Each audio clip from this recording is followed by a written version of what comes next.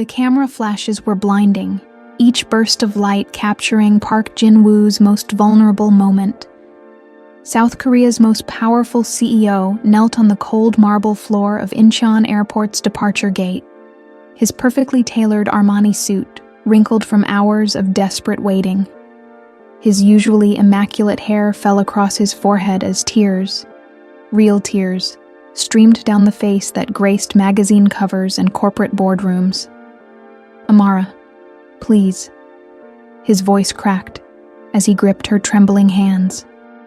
"Don't get on that plane." Around them, journalists pressed closer with their cameras, microphones thrust forward like weapons. The headline was already writing itself. Korea's golden son begs foreign woman not to leave. His mother's ultimatum rang in his ears from their confrontation hours earlier. Choose the company or this phase of rebellion. Amara Santos stood frozen, her boarding pass clutched in one hand while the other remained intertwined with his fingers. Her dark eyes, usually sparkling with warmth, now held nothing but heartbreak. The red umbrella that had become their symbol of protection lay forgotten beside his Hermes briefcase, the same briefcase that contained the resignation letter he'd written, but never submitted. "Jin-woo ah," she whispered, using the intimate Korean suffix that had once made him feel alive. "You're destroying everything you built. The stocks, the board meeting tomorrow, your mother's threats. I don't care about any of it," he interrupted, his English fractured by emotion. 40 billion won? It's just numbers on a screen. But you're real. You made me real. The gate agent announced the final boarding call for São Paulo. Behind the crowd of reporters, Jin-woo caught sight of his assistant Lee Jae-sung, frantically speaking into his phone. The Park Industries emergency board meeting was scheduled in 6 hours. If Jin-woo didn't return, if he didn't end this embarrassing spectacle, as his mother called it, the company would vote him out as CEO by sunrise. Amara pulled her hands free, and Jin-woo felt his world crumble. She picked up her carry-on bag with shaking fingers, then turned back to him one last time. "I love you more than I ever thought possible to love someone," she said in perfect Korean, the language she'd been secretly studying for months. "But I can't be the reason you lose your soul." She walked toward the boarding gate, each step echoing like a gunshot in Jin-woo's chest. The cameras kept flashing. The reporters kept shouting questions. And Park Jin-woo, the man who had never shown weakness, never bent to anyone's will, remained on his knees, watching the only woman who had ever seen his heart disappear into a plane that would take her 20,000 kilometers away. The gate closed with a metallic finality that sounded like the end of everything. But this story doesn't begin here. It begins 6 months earlier, in a small cafe in Hongdae, with a collision that changed 2 lives forever. If the contract of your life came from someone who could destroy you, would you sign it? What happens when a billionaire's heart becomes his greatest vulnerability? Park Jin-woo had never set foot in a Hongdae cafe before. The narrow streets filled with university students and street art were as foreign to him as another planet. His driver had refused to navigate the cramped alleyways, leaving Jin-woo to walk the final 3 blocks to meet his potential graphic designer, a woman whose portfolio had impressed his marketing team enough to warrant this unusual meeting. The cafe itself was everything his sterile corporate world wasn't. Mismatched furniture, plants hanging from macrame holders, and the scent of cinnamon mixing with fresh coffee. He checked his Patek Philippe watch. She was 7 minutes late. In his world, 7 minutes was an eternity of disrespect. "Mr. Park?" a warm voice asked behind him. Jin-woo turned, and his prepared lecture about punctuality died in his throat. The woman standing before him radiated a kind of energy he'd never encountered in Seoul's business circles. Her skin was rich and dark, her smile genuine rather than calculated, and her eyes held an openness that seemed almost dangerous in its honesty. "I'm Amara Santos," she said, extending her hand for a Western-style handshake instead of the customary bow. "Sorry I'm late. I got completely lost trying to find this place. Seoul's streets are like a beautiful maze." Jinwoo stared at her outstretched hand for a moment too long. When was the last time someone had touched him without an agenda? He shook her hand, noting the warmth of her palm and the small callus on her index finger from drawing. 7 minutes, he said automatically, then immediately regretted the coldness in his voice. Instead of apologizing or showing fear, the usual responses to his displeasure, Amara laughed. It was a rich, unguarded sound that seemed to fill the small cafe. 7 minutes, huh? In Brazil, we'd call that right on time. But I can see you're not Brazilian. She gestured to his severe black suit. You're definitely the CEO type. Shall we sit? I brought my portfolio, but I also brought something better. She reached into her colorful bag and pulled out a small container. Brigadeiros, Brazilian chocolate truffles. I made them this morning. Consider it an international peace offering for my shocking tardiness. Jinwoo found himself accepting the small chocolate ball, even though he hadn't eaten sugar in 3 years as part of his rigid dietary regimen. The moment it touched his tongue, sweetness exploded across his palate. Not just the chocolate, but something he couldn't identify. Joy, maybe. Spontaneity. He struggled for words. Unexpected. Life's more interesting when it's unexpected, don't you think? Amara said, settling into the worn velvet chair across from him. Now, about this advertising campaign for Park Industries. I've been researching your company, and honestly, I'm fascinated. You've built an empire, but all your marketing feels so safe. Like you're afraid to show any personality. Jinwoo's business mask slipped back into place. Park Industries represents stability and trust. We don't need personality. Everyone needs personality, Mr. Park. Even billion-dollar conglomerates. She opened her portfolio, and Jinwoo found himself leaning forward despite himself. Her designs were unlike anything his marketing department had ever produced. Vibrant, emotional, human. This campaign, she said, pointing to a series of sketches, is about connection. Your company connects people through technology, through opportunities, through innovation. But your current ads make it look like you connect them through boardroom meetings and profit margins. For the next hour, Amara Santos systematically dismantled everything Jinwoo thought he knew about his own company's image. She was brilliant, passionate, and completely unintimidated by his reputation.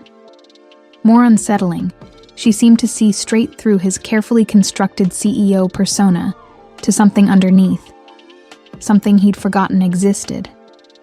"Why are you in Seoul?" he asked suddenly, interrupting her explanation of color psychology. "Adventure," she said simply. "I wanted to see a part of the world that was completely different from mine. I wanted to challenge myself, maybe fall in love with a new culture. So far it's been..." She paused, looking directly at him. Surprising. Their eyes met across the small table, and Jinwoo felt something shift in his chest. A warmth that had nothing to do with the coffee. A curiosity that extended beyond business.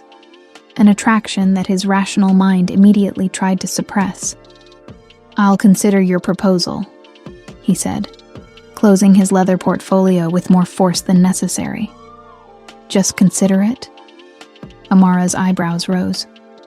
"Mr. Park, I didn't fly 20,000 kilometers to be considered. I came here to create something extraordinary.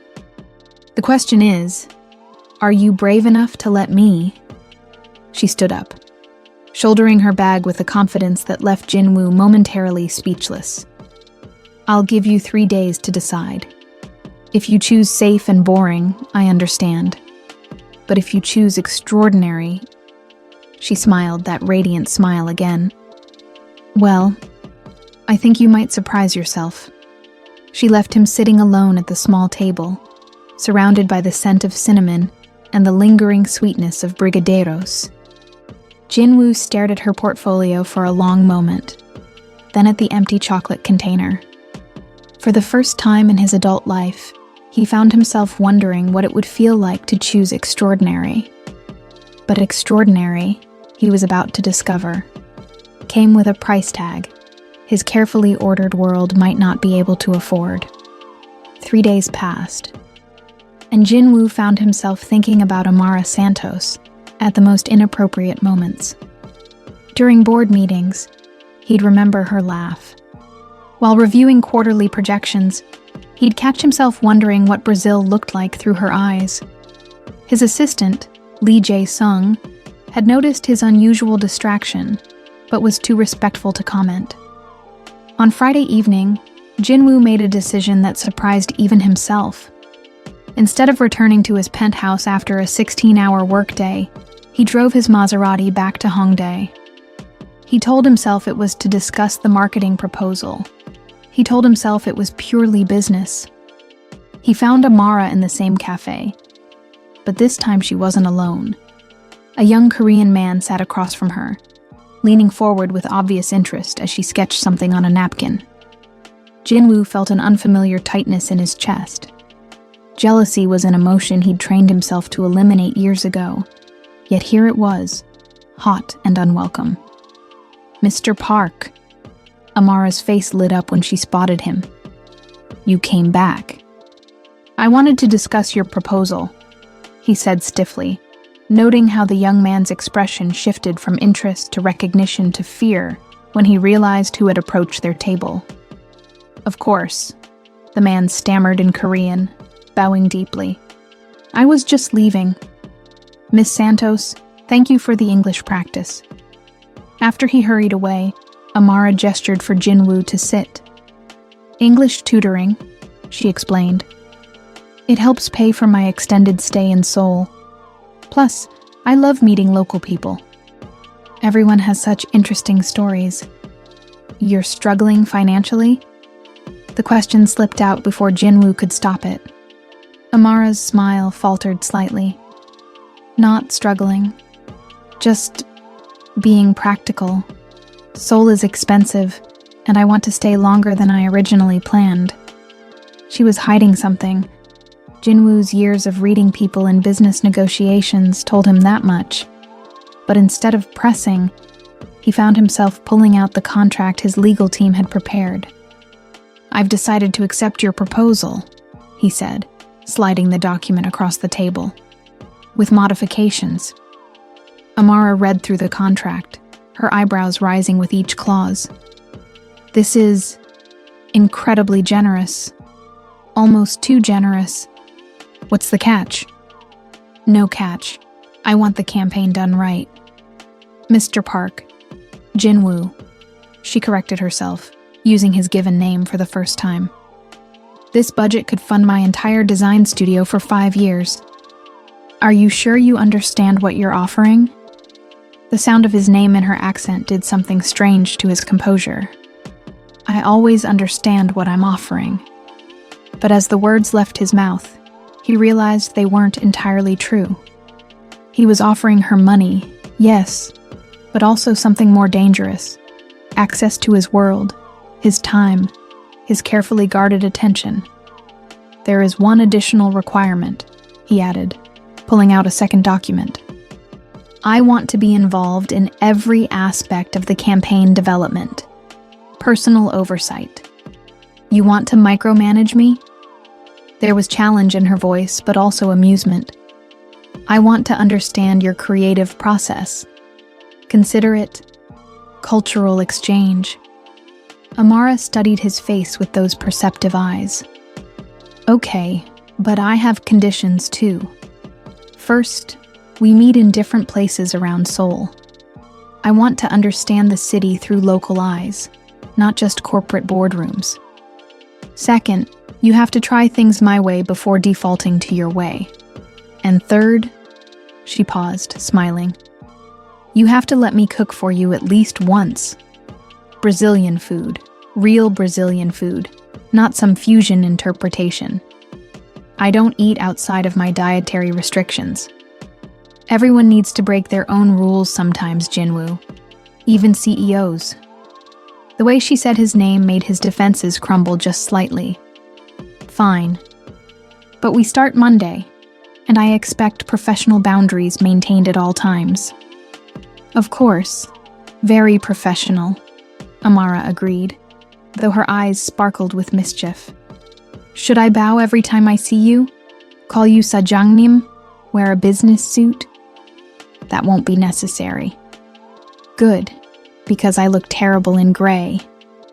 Despite himself, Jinwoo almost smiled. Almost. They spent the next hour going over project timelines and deliverables, but Jinwoo found himself more interested in the way Amara gestured while talking, the passion in her voice when she described her vision for the campaign, the small scar above her left eyebrow that looked like it had a story behind it. When they finally parted ways outside the cafe, Amara touched his arm lightly, a casual gesture that sent electricity through his entire nervous system. Jinwoo, she said. Thank you for trusting me with this. I won't let you down. See that you don't. But as he watched her walk away into the Seoul night, Jinwoo realized he wasn't worried about professional disappointment. He was worried about something far more dangerous. The possibility that Amara Santos might be the first person in 20 years to see past his armor and find the man he'd buried under layers of corporate necessity. That night, alone in his penthouse overlooking the Han River, Jinwoo found himself doing something he hadn't done since his father's death. He allowed himself to cry. Just one tear, sliding down his cheek as he realized that his perfectly controlled life was about to become beautifully, terrifyingly complicated. Monday morning arrived with unexpected rain, turning Seoul's streets into mirrors reflecting neon signs and rushing umbrellas. Jinwoo stood in the lobby of his corporate tower, checking his watch for the third time. Amara was late again, 15 minutes this time. His phone buzzed with texts from his assistant about the quarterly board meeting, but all Jinwoo could focus on was the empty revolving door. Had she changed her mind about the project? Had his coldness at the cafe driven her away? Sorry! Amara burst through the entrance, shaking rain from her bright yellow raincoat. The subway was delayed, and I couldn't find my T-Money card, and then I got lost in this maze of a building. She stopped mid-sentence, taking in the marble lobby with its soaring ceilings and intimidating corporate art. Wow, this is where you work every day? This is where I live, Jinwoo corrected, then immediately regretted the honesty. I mean, where I spend most of my time. Amara studied his face with concern. When was the last time you went somewhere just for fun? The question caught him off guard. Fun isn't a priority in my schedule. Then we're starting in the wrong place, she said decisively. Come on. Come on where? We have meetings planned, presentations to review. Change of plans. If I'm going to design a campaign that shows the human side of Park Industries, I need to understand what makes Park Jinwoo human. And I don't think I'll find that in a conference room. Before he could protest, she was leading him back toward the exit. Miss Santos, I have responsibilities. Amara, she corrected. And yes, you have responsibilities. But when was the last time you remembered why those responsibilities matter? Something in her tone made him follow. Maybe it was curiosity. Maybe it was the way rain had caught in her hair, making her look like she'd stepped out of a different world entirely. Or maybe it was the growing realization that his perfectly ordered life felt increasingly hollow. 20 minutes later, they stood in Namdaemun Market, surrounded by the chaos of vendors selling everything from traditional hanbok to electronic gadgets. The contrast between the corporate tower and this explosion of color and sound was jarring. This is Seoul's heart, Amara said, pulling out her sketchbook. Not the boardrooms or the glass towers.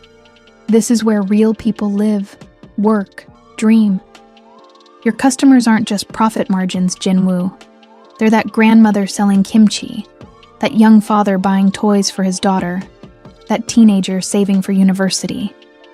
Jinwoo watched her sketch with quick, confident strokes, capturing not just the visual chaos but somehow the energy, the humanity of the place. He'd walked through markets like this as a child with his housekeeper, before his mother decided such excursions were beneath his station. "Try this," Amara said suddenly, appearing beside him with a steaming cup of teok and a mischievous smile. "I don't eat street food. You don't eat sugar either, but you ate my brigadeiros. Come on, live a little."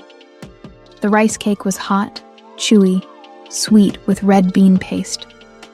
As Jinwoo chewed, he realized he was tasting his childhood. Afternoons escaped from tutors and etiquette lessons, small moments of rebellion that had been systematically eliminated from his life. "Good?" Amara asked. "Nostalgic," he admitted. They spent the morning moving through different neighborhoods, Amara sketching and asking questions that forced Jinwoo to see his city through fresh eyes.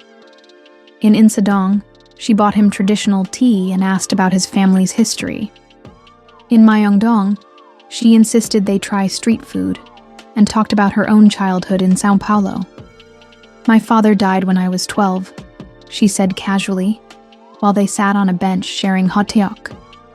"He was a graphic designer too. My first teacher. He always said design wasn't about making things pretty. It was about making people feel understood." "I'm sorry," Jinwoo said, and meant it. His own father had died when Jinwoo was 25, already groomed to take over the company. But 12? It's okay. It taught me that life is fragile, you know? You can't waste time being safe all the time. Sometimes you have to risk everything for what matters. She looked at him directly when she said it, and Jinwoo felt that unfamiliar tightness in his chest again. Only this time, it wasn't jealousy. It was recognition. The recognition of someone who understood loss, who had learned to carry grief while still choosing hope. "Your turn," Amara said. "Tell me something real about Park Jinwoo. Not the CEO, not the heir to the empire. Just you." Jinwoo hesitated. In his world, vulnerability was weakness. Personal information was ammunition for competitors. But something about the way Amara waited, patient, genuinely interested, made him want to try. "I have panic attacks," he heard himself say. "Started after my father died. During important meetings, sometimes I can't breathe. I take medication, but..." He stopped, horrified at his own words. "But sometimes medication isn't enough," Amara finished gently. "When was the last one?" 3 days ago. During the board meeting where I approved your project." "Because of my project?" "Because of you," he admitted, then immediately stood up. "We should return to the office. I have meetings." "Jinwoo." Her hand caught his wrist, warm and steady. "Thank you for telling me. It was unprofessional. Forget I said anything. I don't want to forget it. It makes you human. And human is what we're going for, remember?" That afternoon, back in his office, Jinwoo watched Amara work with a focus that was beautiful to observe. She'd transformed his sterile conference room into a creative space, sketches and color samples covering every surface. But more than that, she'd transformed something in him. For the first time in years, he found himself looking forward to tomorrow, not because of quarterly projections or acquisition targets, but because he'd get to see how Amara's mind worked, how she saw beauty in unexpected places, how she made him remember who he'd been before duty and responsibility had buried every spontaneous impulse. As evening fell over Seoul, Amara packed up her materials. "Same time tomorrow." "Actually," Jinwoo said, surprising himself again, "would you like to have dinner?" "Business dinner?" "No. Just dinner. Amara's smile was radiant. I'd love that. But I get to choose the place. Deal. As she left, Jinwoo realized that for the first time in his adult life, he was about to have dinner without an agenda, without a strategic purpose, without knowing exactly how the evening would unfold. The loss of control should have terrified him. Instead, it felt like the first real breath he'd taken in 20 years. 2 weeks into their collaboration, Jinwoo had broken more of his personal rules than he had in the previous decade. He'd eaten street food, visited jazz clubs, spent entire afternoons in art galleries, and, most shocking of all, had begun leaving his office at reasonable hours. The Park Industries marketing campaign was evolving into something extraordinary under Amara's guidance, but Jinwoo suspected the real transformation was happening to him. He laughed more, worried less about perfect appearances, and found himself genuinely curious about the world outside corporate boardrooms. Tonight they were supposed to finalize the campaign presentation, but instead they found themselves on the rooftop of an abandoned building in Itaewon, sharing takeout bibimbap while Seoul sparkled below them. "How did you find this place?" Jinwoo asked, marveling at the view. "Kaya showed me," Amara said, referring to her best friend who had arrived from New York 3 days earlier. "She has a talent for discovering hidden gems. Says it comes from growing up in Brooklyn. You learn to find beauty in unexpected places." Jinwoo had met Kaya Johnson briefly when she'd stopped by the office. Unlike Amara's warm openness, Kaya had studied him with sharp, analytical eyes, clearly protective of her friend. He respected that loyalty, even as it made him slightly uncomfortable. "What does she think of our working relationship?" he asked. "She thinks you're falling for me," Amara said matter-of-factly, not looking up from her bibimbap. Jinwoo nearly choked on his food. "What?" "She's very observant. Also, she says I'm falling for you, which is..." Amara finally looked at him, her expression uncharacteristically vulnerable. Which might be true. The admission hung in the air between them, charged with possibility and danger. Jinwoo set down his chopsticks, his heart pounding in a way that had nothing to do with anxiety. "Amara, I know," she said quickly. "I know all the reasons it's complicated. Different cultures, your position, the media attention you live with. I know I'm supposed to be professional. But Jinwoo, I've never met anyone who makes me want to be braver just by being around them." Thunder rumbled overhead, and the first drops of rain began to fall. They should have sought shelter, should have gathered their things, and returned to the safety of his apartment or her modest hotel room. Instead, they stayed exactly where they were. "You make me braver too," Jinwoo admitted. "For 3 weeks I've been someone I barely remember being. Someone who takes risks, who cares about things beyond profit margins. Someone who what? Someone who could fall in love." The rain intensified, soaking through their clothes, but neither of them moved. Jinwoo reached out, cupping Amara's face in his hands, water droplets catching on her eyelashes like diamonds. "If I kiss you," he said softly, "everything changes. Everything's already changed, Jinwoo. We just haven't admitted it yet." When their lips met, it felt like coming home and jumping off a cliff simultaneously.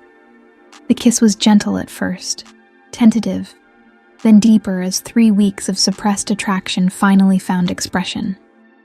Jinwoo forgot about corporate protocols, forgot about his mother's expectations, forgot about everything except the woman in his arms who had somehow seen past every defense he'd ever constructed. They kissed in the rain until they were both breathless, holding each other as if the moment might disappear if they loosened their grip. "What happens now?" Amara whispered against his lips. "I don't know," Jinwoo admitted. "I've never been here before." They made it back to his penthouse, both soaked and shivering, both aware that they had crossed a line that couldn't be uncrossed. Jinwoo gave Amara one of his shirts and made tea while she changed, trying to process the seismic shift in his carefully ordered world. "Your apartment is beautiful," Amara said, emerging from the bathroom in his white dress shirt, which looked infinitely better on her than it ever had on him. "But it feels like a hotel room." "Where's your personality?"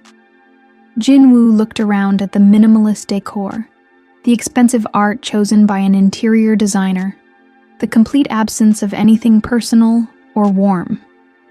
"I guess I never thought about it." "When we finish this campaign," Amara said, settling beside him on the leather sofa, "I want to help you make this place feel like home. When we finish the campaign, you'll go back to Brazil."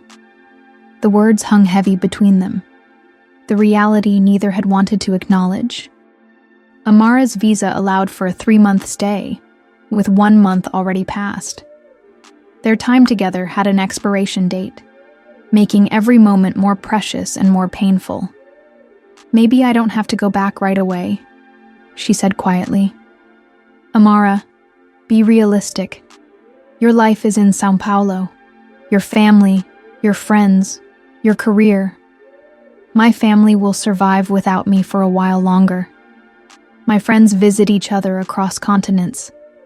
And my career." She gestured around his apartment.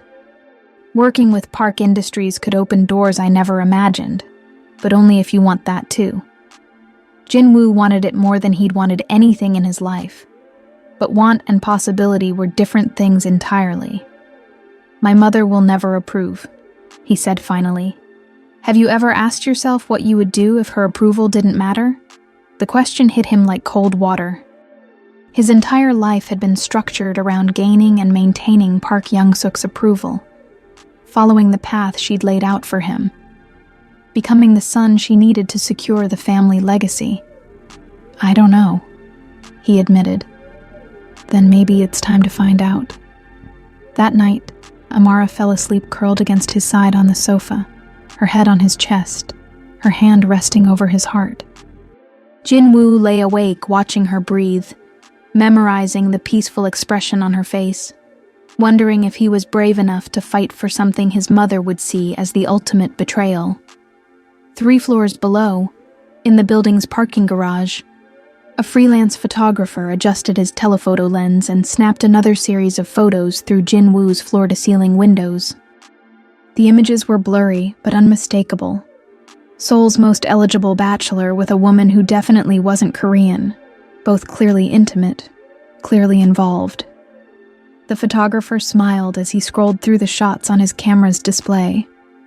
These photos would be worth a fortune to the right media outlet. And tomorrow morning, Park Jinwoo's private life would become very public indeed. The kiss that had felt like the beginning of everything was about to cost Jinwoo 40 billion won and counting.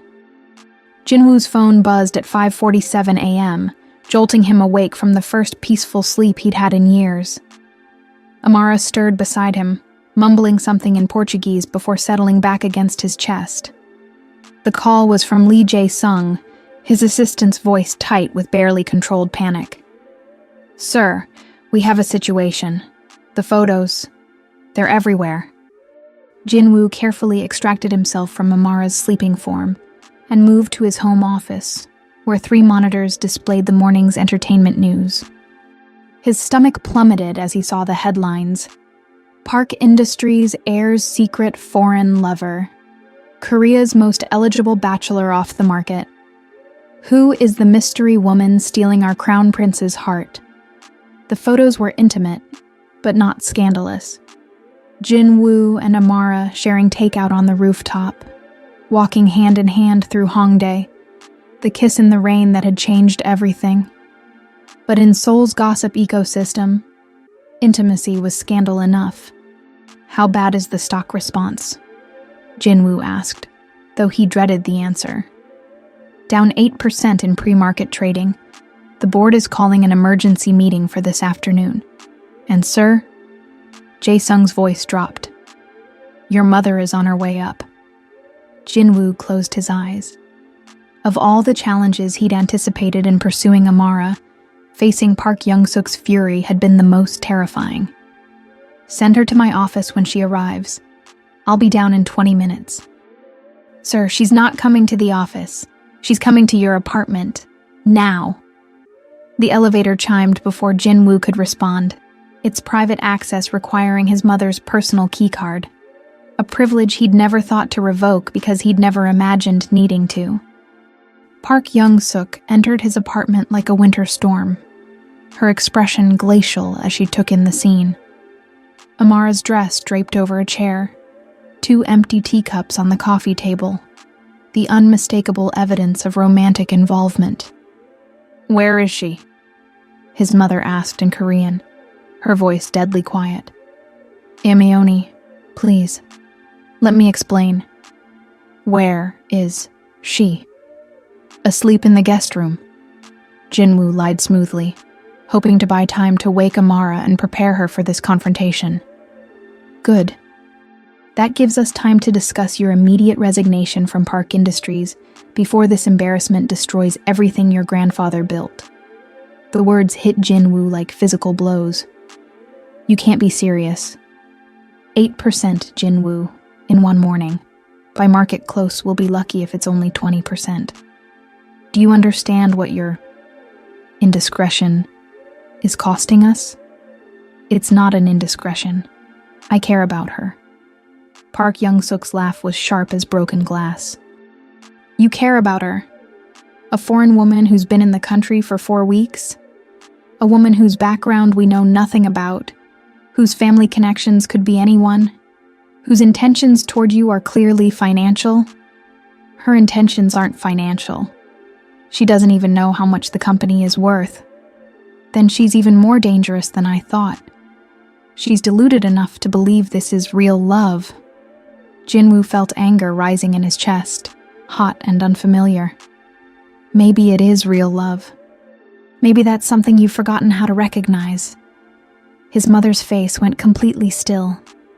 For a moment, Jinwoo glimpsed something vulnerable beneath her iron control. Pain, perhaps, or recognition. But it vanished so quickly, he might have imagined it. "You will end this relationship immediately," she said. "You will issue a public statement explaining that Miss Santos was a short-term business consultant, nothing more. You will marry Lee Min-jung as we discussed last year, and you will restore dignity to this family's name. I won't do that. Then you will resign from Park Industries and forfeit your inheritance. All of it. The board will vote you out by Thursday, and I will support their decision. Aomeoni, there is no negotiation here, Jinwoo. Choose. The empire your family built over 3 generations, or a 3-week infatuation with a woman who will abandon you the moment she realizes what you've sacrificed for her." Before Jinwoo could respond, Amara appeared in the doorway, wearing his shirt and looking devastatingly beautiful despite having just woken up. She took in the tension between mother and son, the newspapers scattered across his desk, and her expression shifted from sleepy contentment to understanding. "You must be Mrs. Park," she said in carefully pronounced Korean, bowing respectfully. "I'm Amara Santos. I'm honored to meet you." Park Young-suk studied Amara with the cold precision of a corporate hostile takeover. "Miss Santos, how convenient that you speak Korean. Have you been studying our language long?" "A few months. I wanted to understand Jinwoo's world better." "His world," Park Young-suk repeated. "And what exactly do you think his world consists of?" "Responsibility," Amara said without hesitation. "Loyalty to family, dedication to his employees, the weight of carrying on a legacy that began before he was born. I know what you're thinking, that I'm some opportunist who doesn't understand the gravity of his position. But Mrs. Park, I've watched him sacrifice every personal desire for duty. I've seen how much he loves this company, how much he respects what you've built. I would never ask him to choose between that and me. Wouldn't you?" Park Young-suk pulled out her phone and showed Amara the news articles. Because that's exactly what you're doing. Every day you remain in his life, you're costing him everything he's worked for. Amara's face went pale as she scrolled through the headlines, the stock reports, the comments from analysts questioning Jinwoo's judgment. "I didn't know," she whispered. "Of course you didn't. Because he was protecting you from reality. But reality doesn't disappear simply because it's inconvenient." Park Young-suk approached Amara with predatory grace. "I'm going to make you an offer, Miss Santos. $1 million US, transferred to any account you choose, in exchange for returning to Brazil immediately and never contacting my son again." Aomeoni. Jinwoo's voice cracked with shock. "It's business, Jinwoo. Everything is business, including love. Miss Santos, surely you understand that $1 million could transform your life in Brazil. You could start your own design firm, support your family, build the career you claim to want. All you have to do is walk away from a relationship that's destroying the man you claim to love." Amara looked between Jinwoo and his mother, tears building in her eyes. "You think I would take money to leave him? I think you're a practical woman who understands that sometimes love means letting go. The question is whether you love him enough to save him from himself." "Stop," Jinwoo said, moving to Amara's side. "Both of you stop. Amara, you don't have to listen to this. Aomeoni, if you think money can solve this, you understand nothing about what we have. What you have is a fantasy," Park Young-suk said coldly. "And fantasies don't survive in the real world. Miss Santos, you have 24 hours to consider my offer. After that, I will use every resource at my disposal to ensure you understand exactly how unwelcome you are in my son's life." She gathered her purse and moved toward the elevator. "Jinwoo, the board meeting is at 3 o'clock. I suggest you spend the morning deciding whether you want to be my son or a stranger who used to carry our name." The elevator doors closed with a soft chime, leaving Jinwoo and Amara alone in the deafening silence of consequences neither had anticipated. "Is it true?" Amara asked quietly. "About the stock price? The board meeting?" Jinwoo nodded, unable to find words. "And would they really vote you out of your own company?" "It's not my company. It's the family's company. And if the family decides I'm a liability, then we need to end this," Amara said, her voice breaking. "Before you lose everything." "Amara, no." But she was already moving toward her clothes, toward the door, toward the impossible choice between love and destruction. "Your mother was right about one thing," she said as she dressed. "Sometimes love means letting go. Don't do this. Don't let her win. This isn't about winning or losing, Jinwoo. This is about saving you from making a choice you'll regret for the rest of your life." As Amara reached for the door handle, Jinwoo realized that the woman he'd fallen in love with was about to walk out of his life to protect him from the consequences of loving her. And the worst part was, he wasn't sure he was brave enough to stop her. The Park Industries boardroom had always been Jinwoo's sanctuary, a place where logic prevailed over emotion, where strategic thinking trumped personal feelings. But as he sat at the head of the polished mahogany table, facing 12 board members who looked like they were attending a funeral, he realized his sanctuary had become his tribunal. Board chairman Kim Sung-min, his father's oldest friend and supposed ally, cleared his throat with obvious discomfort. "Jinwoo, we've called this emergency session to discuss the situation that has developed over the past 24 hours. The stock price had continued its free fall throughout the morning, closing down 18%, a catastrophic loss that wiped out nearly 40 billion won in market value. The financial news channels were running continuous coverage, with analysts questioning whether Park Industries' leadership had lost touch with Korean values. The situation," Jinwoo repeated calmly, is that I'm in a relationship with someone I care about. Since when is that grounds for corporate intervention? Since your private life began affecting shareholder confidence, replied Director Lee Mi-sun, her voice sharp with disapproval. We're receiving calls from major investors, partnership inquiries being withdrawn, government contracts being reassessed. Park Young-suk sat at the opposite end of the table, her face a mask of professional disappointment. She hadn't spoken to Jinwoo since their confrontation that morning, conducting all communication through intermediaries like a hostile takeover in progress. The board has discussed this matter extensively, Chairman Kim continued, and we believe the most appropriate course of action would be for you to take a temporary leave of absence while this personal situation resolves itself. A temporary leave of absence, Jinwoo repeated. And who would assume CEO responsibilities during this leave? Your mother has graciously agreed to serve as interim CEO, as she did during your transition period after your father's passing. Jinwoo felt the trap closing around him. This had been orchestrated with military precision. The leaked photos, the media coverage, the board meeting called too quickly for him to build his own support. His mother hadn't just threatened him that morning. She'd already moved to eliminate him. I see, he said quietly. And what would be required for me to return from this temporary leave? The board members exchanged uncomfortable glances. Director Park Hyun-soo, the youngest member and usually Jinwoo's supporter, spoke carefully.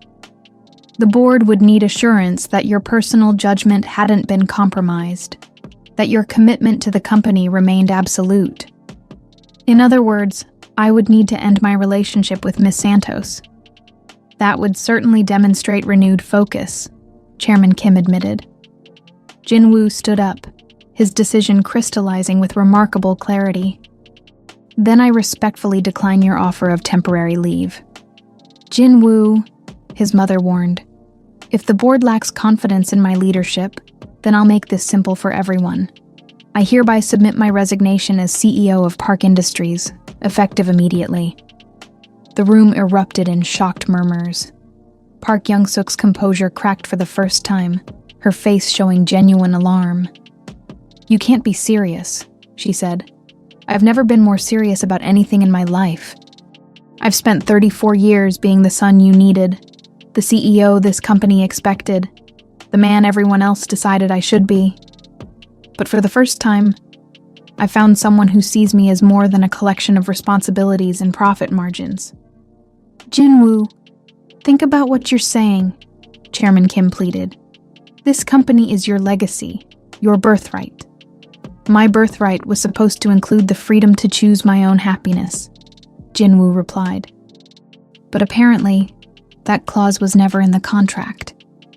He began walking toward the door, then stopped and turned back to face the board. I'll be announcing my resignation publicly within the hour. Miss Santos had nothing to do with this decision. In fact, she tried to talk me out of it. This is my choice, made with full understanding of the consequences. Where will you go? His mother asked, her voice smaller than he'd heard it in years. What will you do? I don't know, Jinwoo admitted. For the first time in my adult life, I genuinely don't know what comes next.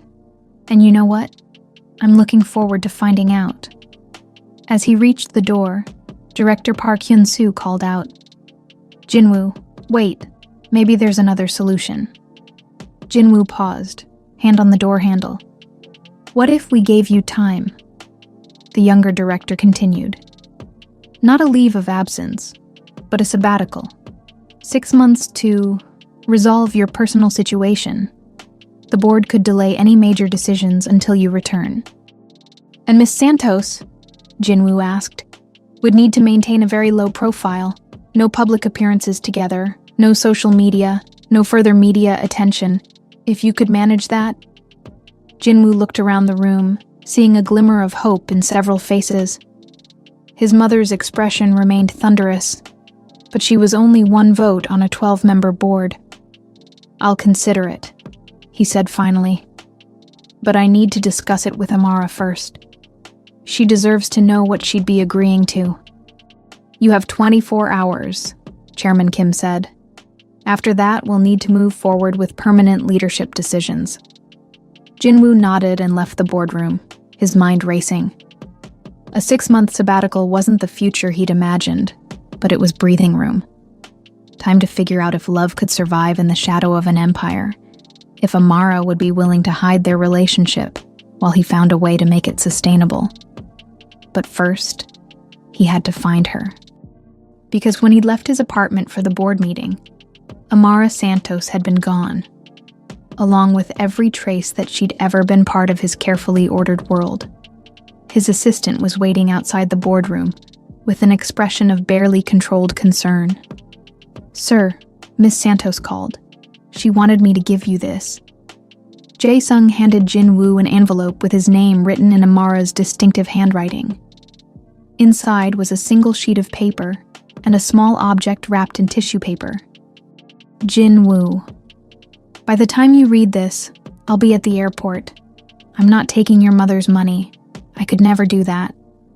But I also can't stay and watch you destroy everything you've built for a relationship that might not survive the pressure we'd be under. You asked me once what I wanted from life. I wanted adventure, challenge, the chance to fall in love with something new. Mission accomplished on all counts. But I also want you to be happy. And I don't think you can be truly happy if you're always wondering whether you chose the right path. Take the sabbatical if they offer it. Use the time to figure out who you are when you're not trying to be who everyone else needs you to be.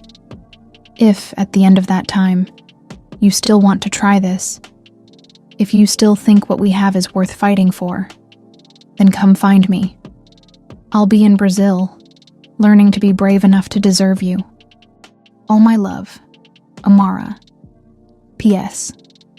I'm keeping the red umbrella. Consider it motivation to come and get it back. Jinwoo unwrapped the tissue paper to find his father's college graduation ring, the one he wore on his right hand, the one Amara had noticed on their second meeting and asked about. He'd told her it represented the weight of legacy, the responsibility of living up to someone else's dreams. She'd given it back to him, and he understood why. So he could decide for himself what legacy he wanted to carry forward. Standing in the hallway of Park Industries, holding a love letter and his father's ring, Jinwoo made the second life-changing decision of the day. He was going to take the sabbatical. And then he was going to Brazil. But first, he had to survive 6 months of being apart from the woman who had taught him that the biggest risk in life wasn't losing everything. It was never being brave enough to try. 3 weeks after Amara's departure, Park Young-suk sat in her son's former office, surrounded by quarterly reports and strategic plans, feeling nothing but hollow victory. The stock price had recovered most of its losses. The board was praising her steady leadership, and Jinwoo had officially begun his sabbatical, spending his days in a modest apartment in Gangnam, apparently writing and doing volunteer work with refugees. It should have been enough. She had protected the family empire, eliminated the threat to their reputation, and secured the company's future. But every morning when she looked in the mirror, Young-suk saw her own mother's face. The same stern expression, the same iron determination, the same willingness to sacrifice personal happiness for family duty. The irony wasn't lost on her. 40 years ago, she had been Jinwoo's age, deeply in love with a man her parents deemed inappropriate. Park Jae-min had been brilliant, passionate, and completely unsuitable. A professor from a middle-class family, with no business connections and no dowry to offer. When Young-suk's parents forced her to choose between love and family obligation, she had chosen duty. She had married the man they selected, built the life they designed, and buried her heart so deeply she sometimes forgot it existed. Now she was doing the same thing to her son, perpetuating a cycle she had sworn to break when Jinwoo was born.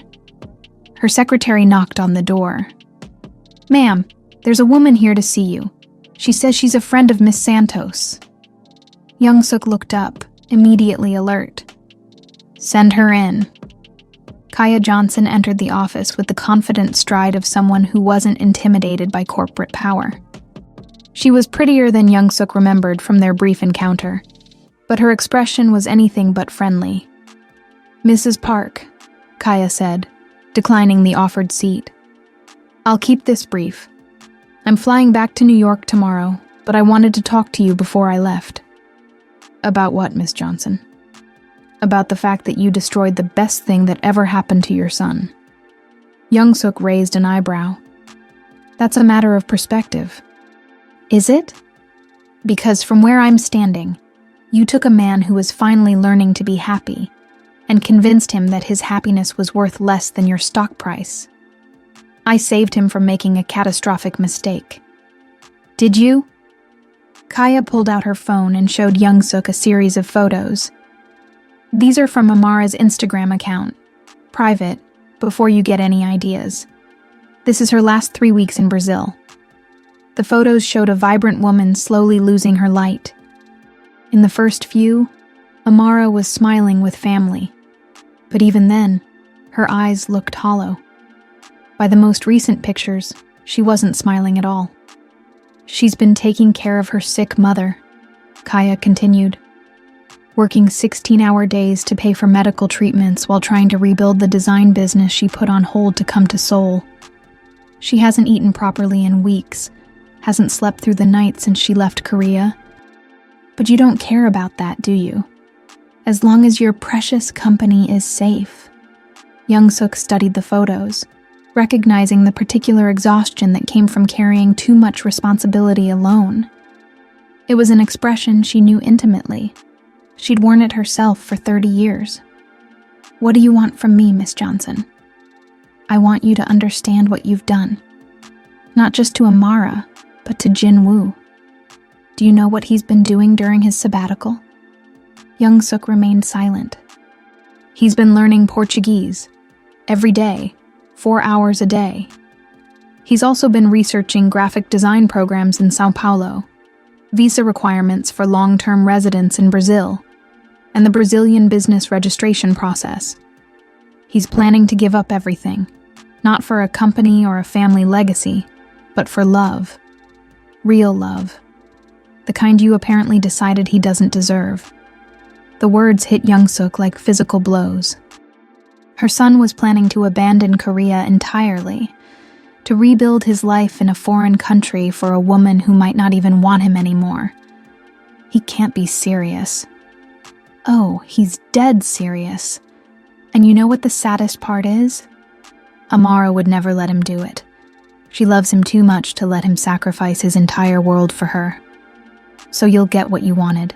They'll both be miserable, but separately, and your precious reputation will remain intact. Kaya moved toward the door, then paused. "I've known Amara since college, Mrs. Park. She's the strongest, kindest, most genuine person I've ever met. She could have taken your $1 million and disappeared. Instead, she gave up the love of her life to protect him from having to choose between her and his responsibilities. If that's not the kind of woman you want for your son, then you don't deserve either of them." After Kaya left, Young-suk sat alone in the vast office, staring at the photos on her phone. In one image, Amara was sitting beside a hospital bed, holding an elderly woman's hand. Her mother, presumably. The exhaustion on Amara's face was heartbreaking. But there was something else. A fierce protectiveness, a determination to carry whatever burden was necessary.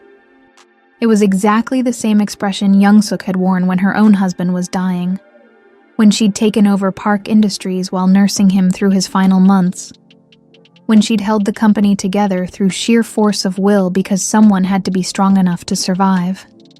For the first time in 20 years, Park Young-suk allowed herself to remember Park Jae-min, not the unsuitable professor her parents had forced her to reject, but the man who had made her laugh, who had seen her as more than a chaebol daughter, who had loved her completely and without reservation.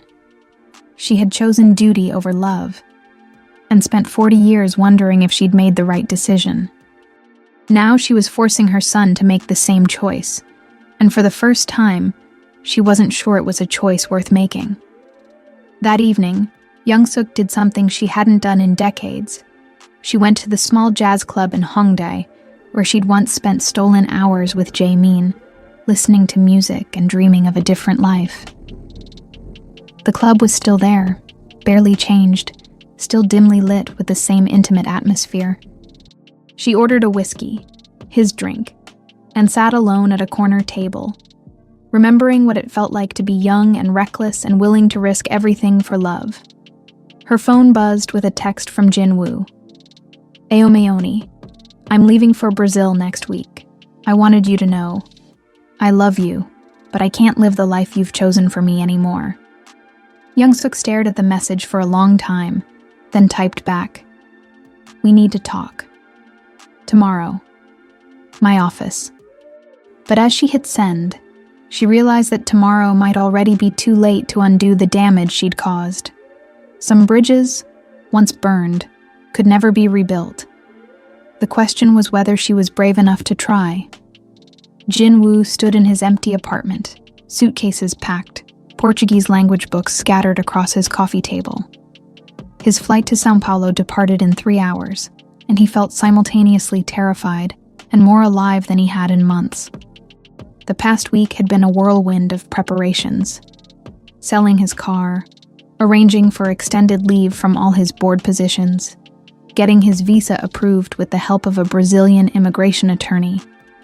He'd liquidated enough investments to support himself for 2 years while he figured out how to rebuild his life in a new country. His phone had been ringing constantly, board members trying to talk him out of leaving, reporters who'd gotten wind of his travel plans, even a few former business rivals who seemed genuinely concerned about his sanity. But the one call he'd been hoping for hadn't come. Young-suk had requested a meeting the day before, but Jinwoo had declined. He was done allowing his mother to dictate the terms of his happiness. If she wanted to repair their relationship, she could do it without ultimatums or corporate boardrooms. A knock at the door interrupted his final preparations. Jinwoo opened it expecting to find his driver, but instead found Lee Jae-sung holding an envelope and looking uncharacteristically nervous. Sir, I know you said no interruptions, but this came by special delivery an hour ago. The messenger said it was urgent. Jinwoo recognized the handwriting immediately. Amara's distinctive script, more hurried than usual. His heart pounded as he tore open the envelope. Jinwoo, Kaya told me about your plans. Please don't come to Brazil. Not like this. Not when you're running away from your life instead of running toward something better. My mother is getting worse. The treatments aren't working, and I need to be here completely, without the distraction of wondering whether you're sacrificing too much for me. You belong in Seoul, in the world you understand, building the empire you were born to lead. I will always love you. That's exactly why I can't let you destroy yourself for me. Stay in Korea. Find happiness there. Remember me fondly. But let me go. Amara. Jinwoo read the letter 3 times, each reading making his resolve stronger rather than weaker. She was protecting him again, just as she had when she left Seoul. But this time, he wasn't going to let her noble instincts dictate their future. Jae-sung, change of plans. We're not going to Incheon Airport. We're going to the Park Industries building.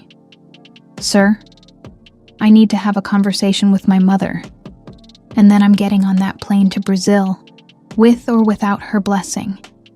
20 minutes later, Jinwoo walked into the Park Industries executive floor for the first time in 3 months. The familiar environment felt strange now. Too cold, too formal, too disconnected from anything that mattered. Young-suk was waiting in her office, but she wasn't alone. Chairman Kim sat across from her desk, along with 2 other board members Jinwoo didn't expect to see. Jinwoo, his mother said, standing up. I'm glad you came. I can't stay long. My flight leaves in 2 hours. About that, Chairman Kim interjected. We've been discussing your situation. and we have a proposal." Jinwoo remained standing, his body language making it clear this would be a brief conversation. "I'm listening." "The board has voted to extend your sabbatical indefinitely," Young-suk said, "with full salary continuation and the option to work remotely from anywhere in the world." "What's the catch?" "No catch. You maintain your position as CEO, you keep your equity stake, and you have complete freedom to live wherever and with whomever you choose." Jinwoo stared at his mother, searching for the trap. "Why?" Young-suk glanced at the board members, who took the hint and quietly left the office. Once they were alone, she moved to the window overlooking Seoul's sprawling cityscape. "Do you remember when you were 12, and you asked me why I married your father instead of following my dreams of becoming a pianist?" Jinwoo nodded, surprised by the shift in conversation. "I told you that sometimes we make sacrifices for the greater good, that personal desires have to come second to family responsibilities. Do you remember what you said to me? I said that didn't sound like a very good way to live. You were right." Young-suk's voice was softer than Jinwoo had heard it in years. "I spent 40 years telling myself that I'd made the right choice, that duty was more important than happiness. But watching you these past few months, seeing how you changed when you were with her, how alive you became." She turned to face him directly. "Kaya Johnson came to see me yesterday. She showed me pictures of Amara in Brazil. Jinwoo, that young woman is destroying herself trying to take care of her family, the same way I destroyed parts of myself taking care of ours. The same way you've been destroying yourself trying to be the son you thought I needed. What are you saying?" "I'm saying go to Brazil. Fight for her. Bring her back here if she'll come, or stay there if that's what it takes. But don't spend the next 40 years wondering what if the way I have." Jinwoo felt something shift in his chest, a loosening of tension he'd carried so long he'd forgotten it was there. "And the company? Will survive. It survived when I took over from your father. It survived when you took over from me, and it will survive whatever comes next." "But Jinwoo..." She reached into her desk drawer and pulled out an old photograph. A young woman with Jinwoo's eyes sitting beside a man at a piano. "Love doesn't survive neglect. I know that better than anyone." Jinwoo studied the photograph, seeing his mother as he'd never seen her before. Young, radiant, completely in love with someone who wasn't his father. "Jae-min," Young-suk said quietly. "Park Jae-min. He was a music professor, completely unsuitable by my parents' standards. I chose duty over love, and I've regretted it every day since." "What happened to him?" "He moved to Canada, became a renowned pianist, married someone who appreciated his talent.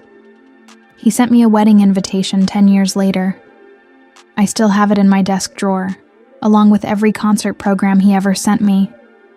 Jinwoo felt tears building in his eyes. "Aomeoni, don't make my mistake, Jinwoo. Don't choose the safe path just because it's expected.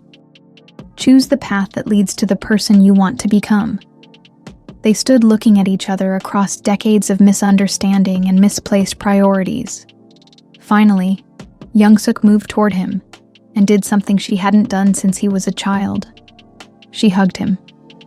"Go," she whispered, "and don't come back without her." Jinwoo looked at his watch. "I'll never make the flight." Young-suk smiled, the first genuine smile he'd seen from her in years. "Then it's a good thing I took the liberty of chartering a private jet. It's waiting at Gimpo Airport." "You chartered a jet?" "Jinwoo, I'm sending my son to fight for the love of his life. Did you really think I was going to make him worry about commercial airline schedules?" 30 minutes later, Jinwoo was airborne, flying toward Brazil with nothing but 2 suitcases, a heart full of hope, and the red umbrella Amara had left behind, the one she'd told him to come and get back. He was finally ready to choose extraordinary over safe. But first, He had to convince the woman he loved that some bridges were worth crossing, no matter how far the distance or how uncertain the destination. 22 hours later, Jinwoo stood in the chaotic arrivals terminal of São Paulo's Guarulhos airport, jet-lagged and overwhelmed by the sensory assault of a completely foreign world. The Portuguese announcement sounded like music compared to Korean, but he understood none of it. The air was thick with humidity and unfamiliar scents. Tropical fruits, diesel exhaust, something floral he couldn't identify. He'd spent the entire flight rehearsing what he would say to Amara, practicing Portuguese phrases, and trying to imagine how she would react to seeing him. But now, standing in the middle of Brazil's largest city, with no real plan beyond finding her, the magnitude of what he'd done began to sink in. His phone had service, thankfully, and Kaya had provided Amara's address before his departure. The taxi ride through São Paulo's sprawling urban landscape was like traveling through a living painting. Colorful street art covered every available wall. Vendors sold fresh fruit from elaborate displays, and the energy was completely different from Seoul's ordered efficiency. Amara lived in a neighborhood called Vila Madalena, according to the taxi driver's limited English. The streets grew narrower and more residential as they moved away from the city center, lined with small houses painted in vibrant colors that would never be permitted in Seoul's regulated aesthetic. The house was smaller than Jinwoo had expected, a modest 2-story building with peeling paint and a tiny front garden filled with plants he didn't recognize. Through the front window, he could see movement inside. Jinwoo paid the taxi driver and stood on the sidewalk for a moment, clutching the red umbrella and trying to summon courage. 3 months ago, he'd been one of the most powerful men in South Korea. Now he was a stranger in a foreign country, about to interrupt the life of a woman who had explicitly told him not to come. He knocked on the front door. A young man answered, tall, dark-skinned, with Amara's eyes and a protective expression that immediately reminded Jinwoo of Kaya. This had to be Tiago, her younger brother. "Você é o Jinwoo?" the young man asked in Portuguese, then switched to accented English. "You are Jinwoo?" "Yes. Is Amara here?" Tiago studied him for a long moment, taking in the expensive clothes, the exhaustion from travel, the red umbrella. "She is at the hospital with our mother.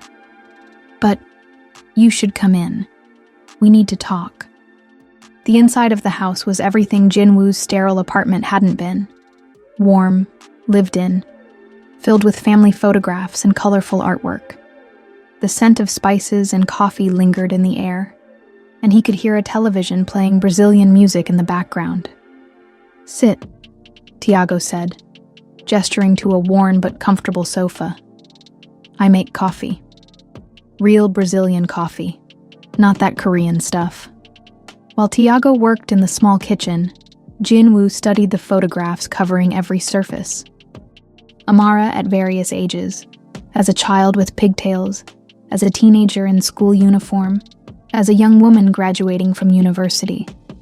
But in every picture, she was surrounded by family, her smile radiant and unguarded. "She told us about you," Tiago said, returning with 2 small cups of the strongest coffee Jinwoo had ever tasted.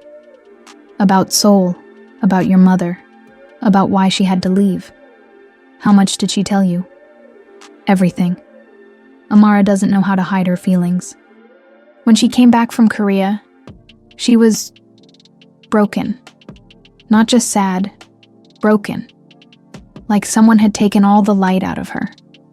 Jinwoo felt guilt twist in his stomach. "I never wanted to hurt her. But you did hurt her. And now you're here. And I need to understand why. Are you here because you feel guilty? Because you want to fix something? Or are you here because you finally decided to fight for her?" The directness of the question caught Jinwoo off guard. In Korea, such conversations would be approached with elaborate courtesy and subtle implications.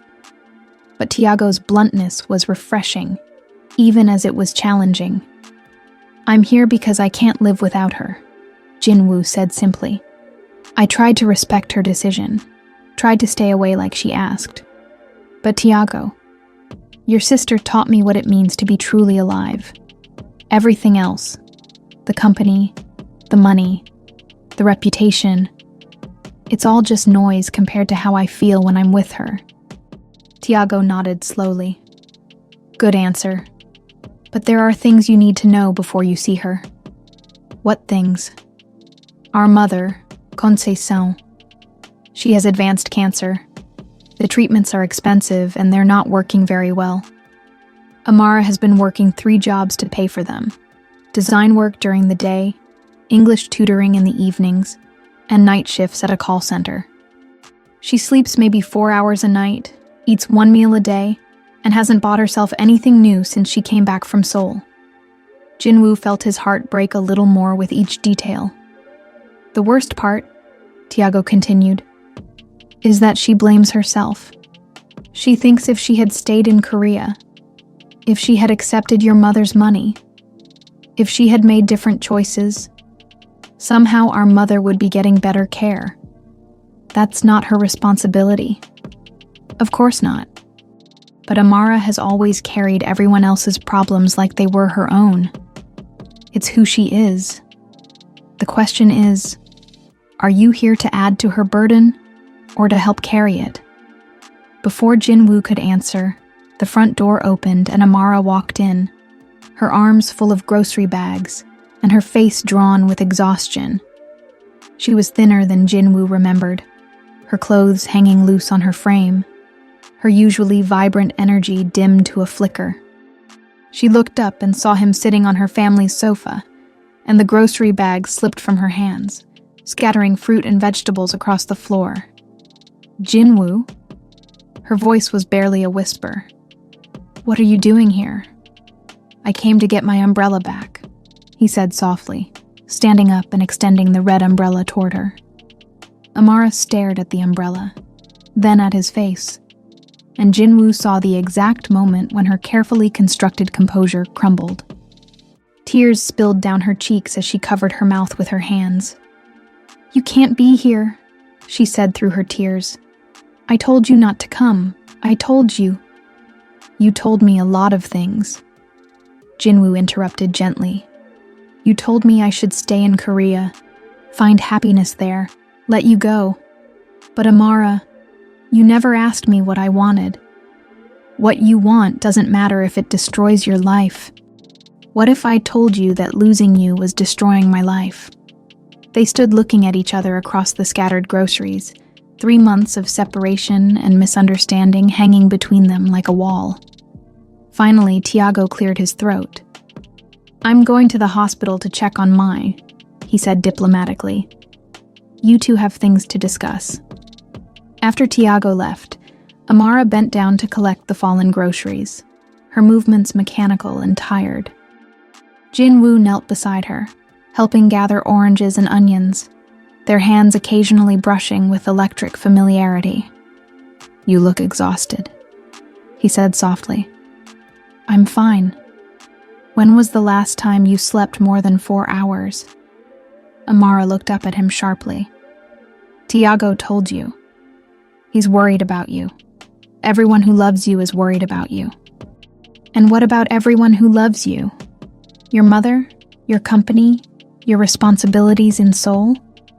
Jinwoo sat back on his heels, still holding an orange. My mother gave me her blessing to come here. The company is being run remotely while I figure out where I belong. And as for my responsibilities, he set the orange aside and took her hands in his. My first responsibility is to the woman who taught me that life is more than profit margins and board meetings.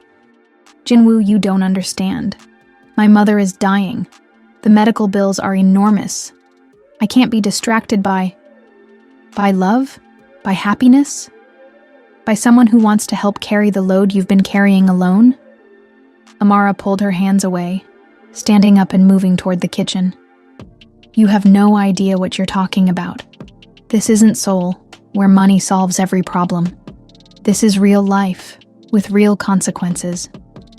Then let me learn about real life. Let me help. Help how? You don't speak Portuguese. You don't understand Brazilian healthcare. You don't know anything about you? Jinwoo stood up, following her into the small kitchen. Amara, I spent 22 hours on airplanes thinking about this conversation. I know you're going to list every practical reason why this won't work. I know you're going to try to protect me from making sacrifices for you. But what I need to know is simple. Do you still love me? The question hung in the air between them. Amara gripped the edge of the counter, her knuckles white with tension. That's not fair, she whispered. Answer the question. Of course I still love you. I love you so much it feels like drowning sometimes. But love isn't enough, Jinwoo. Love doesn't pay for cancer treatments or visa applications or... Jinwoo closed the distance between them in 2 steps, cupping her face in his hands and silencing her with a kiss that tasted like tears and hope, and 3 months of desperate longing. When they finally broke apart, both were breathing hard. Love isn't enough, he agreed softly. But it's a beginning. And I'm here to figure out the rest with you, not for you. Together, Amara. The way it was supposed to be from the start. For the first time since he'd arrived, Amara's guard dropped completely. She leaned into his embrace, and Jinwoo felt like he could breathe properly for the first time in months. You're insane, she mumbled against his chest. Completely insane. But I'm insane in Brazil with you, which is exactly where I want to be. As they stood holding each other in her family's small kitchen, Jinwoo realized that he'd spent his entire life building walls around his company, his emotions, his heart. But Amara had taught him that the most beautiful architecture wasn't about barriers. It was about bridges. The next morning, Jinwoo woke up on the Santos family's living room sofa, disoriented by the unfamiliar sounds of a Brazilian neighborhood coming to life. Children shouted in Portuguese outside. Roosters crowed despite being in the middle of a major city, and music drifted from various houses. Samba, bossa nova, and sounds he couldn't identify but found unexpectedly comforting. Amara was already awake, moving quietly around the kitchen preparing coffee with the practiced efficiency of someone who'd been taking care of everyone else for too long. She looked better than she had the evening before, less fragile, though still carrying the weight of too much responsibility. Good morning, she said softly, offering him a cup of the strong Brazilian coffee he was beginning to appreciate. Did you sleep at all? A little. The time difference is still confusing my brain. Welcome to international jet lag. It gets better in a few days. They stood together in comfortable silence, sipping coffee as morning light filtered through the small kitchen window. Jinwoo found himself studying Amara's profile, memorizing the way she looked in her own environment, more relaxed despite her exhaustion, more herself than she'd ever been able to be in Seoul. Today I meet your mother, he said. Amara's expression tightened slightly. Jinwoo, I need to prepare you. She's not the woman she was when I left for Korea. The cancer has progressed, and the treatments are hard on her. She's fragile, and she doesn't speak any English. Tiago has been teaching me some basic Portuguese phrases. When did he do that? Last night, after you fell asleep. He's very protective of you, you know. He interrogated me for 2 hours about my intentions. Despite everything, Amara smiled. That sounds like Tiago. What did you tell him? That I intend to marry his sister, if she'll have me, and spend the rest of my life making her happy. The coffee cup slipped in Amara's hands, and Jinwoo steadied it before it could fall. Jinwoo, I know it's soon. I know we have practical things to figure out. But Amara, I didn't fly halfway around the world to play it safe. I came here to build a life with you, whatever that looks like. Before she could respond, Tiago appeared in the kitchen doorway, already dressed for the day. "Ready to meet Mai?" he asked Jinwoo. The hospital was a 30-minute bus ride through São Paulo's sprawling landscape.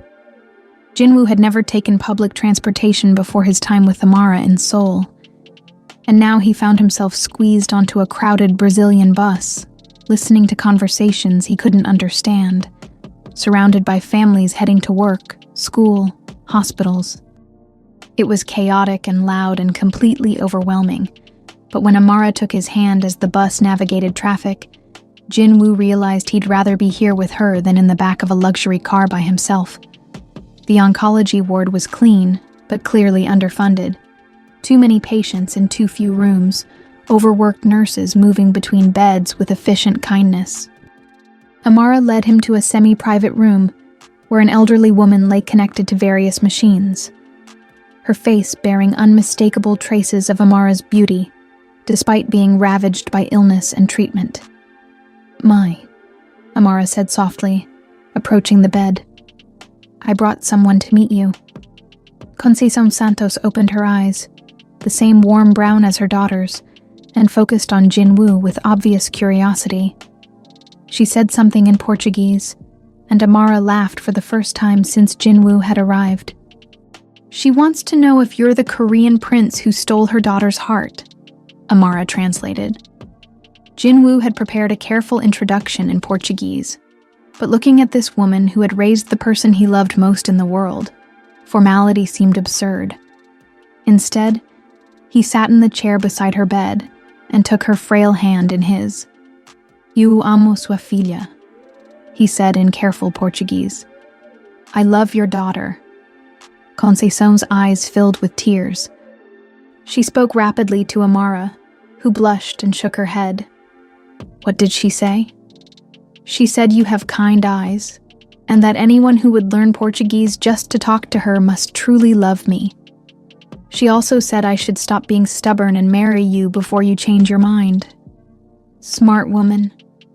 They spent the morning at the hospital, and Jinwoo watched Amara transform in her mother's presence. Despite Conceição's illness, despite the financial stress, despite everything, the love between mother and daughter was radiant and uncomplicated. They teased each other, shared private jokes, and communicated with the kind of emotional intimacy Jinwoo had never experienced in his own family. When Conceição grew tired and needed to rest, they moved to the hospital's small cafe. Over terrible coffee and stale pastries, Tiago explained the situation with brutal honesty. "The doctors give her maybe 6 months with the current treatment plan. There's an experimental therapy available in Rio, but it costs more than our family makes in 5 years. Insurance covers almost nothing." "How much?" Jinwoo asked. "It doesn't matter how much," Amara said firmly. "We're not discussing this." "Amara." "No, Jinwoo. I know what you're thinking, and I won't let you pay for my mother's treatment. That's not why you're here, and it's not your responsibility." "What if I told you it wasn't about responsibility? What if I told you it was about family?" Amara stared at him. "We're not family." "We could be, if you'll have me." Jinwoo stood up, and in the middle of São Paulo's Hospital das Clínicas cafe, surrounded by worried families and overworked medical staff, he pulled a small velvet box from his jacket pocket and got down on one knee. "Amara Santos," he said, his voice carrying clearly through the small space. "You taught me that love isn't about choosing between happiness and responsibility. It's about finding someone worth fighting for through both. You showed me who I could be when I stopped being afraid of my own heart. Will you marry me?" The ring was simple. A solitaire diamond that caught the fluorescent light and threw it back in tiny rainbows. Jinwoo had bought it in Seoul before leaving, carrying it across 2 continents and 24 hours of travel, because he'd known, somehow, that this moment would come. The cafe had gone completely quiet. Patients, families, medical staff. Everyone was watching this strange scene of a well-dressed Asian man proposing to a Brazilian woman over terrible coffee and institutional furniture. Amara looked down at him, tears streaming down her face. "You're crazy," she whispered. "Completely crazy." "Is that a yes?" "It's a yes to marrying you. It's a no to letting you pay for my mother's treatment. What if I told you the treatment isn't a gift? It's a dowry. What if I told you that in my culture, a man is supposed to take care of his wife's family? Is that true?" "It is now." Amara laughed through her tears and threw her arms around his neck, knocking them both off balance and sending them tumbling to the floor in a tangle of limbs and joy. The cafe erupted in applause and cheers in 3 different languages. As Jinwoo slipped the ring onto Amara's finger, he realized that he'd spent 34 years thinking he understood what family meant. But family wasn't about blood, or business connections, or social obligations. Family was about choosing to show up for the people you loved, no matter how far you had to travel, or how much you had to sacrifice to get there. And for the first time in his life, Jinwoo felt like he was exactly where he belonged. 3 days after the proposal, Amara insisted on showing Jinwoo the reality of her life beyond the comfortable middle-class neighborhood where her family lived. She led him through increasingly narrow streets until they reached a hillside favela where she'd been doing volunteer design work for a community center. "This is important," she said, as they climbed the steep, winding paths between makeshift houses. "If you're going to marry me, if you're going to understand who I really am, you need to see this." The favela was unlike anything in Jinwoo's experience. A sprawling community built on impossibly steep terrain. Houses stacked on top of each other like colorful building blocks. Electrical wires strung between buildings in chaotic patterns. It should have felt dangerous or depressing, but instead Jinwoo was struck by the sense of community. The way neighbors called to each other from balconies, children played soccer in narrow alleys, and families gathered on front steps to share meals and conversation. "How long have you been coming here?" he asked, following Amara through the maze of streets. "Since I was in university. I started teaching design skills to kids who couldn't afford art supplies. It turned into something bigger." They arrived at a community center that was clearly the heart of the neighborhood, a converted warehouse filled with computers, art supplies, and dozens of children and teenagers working on various projects. The moment Amara walked in, she was surrounded by enthusiastic greetings in rapid Portuguese. "Amara, você trouxe um namorado coreano!" a teenage girl shouted, pointing at Jinwoo with unabashed curiosity. "English, Anna," Amara said with mock sternness. "Practice your English."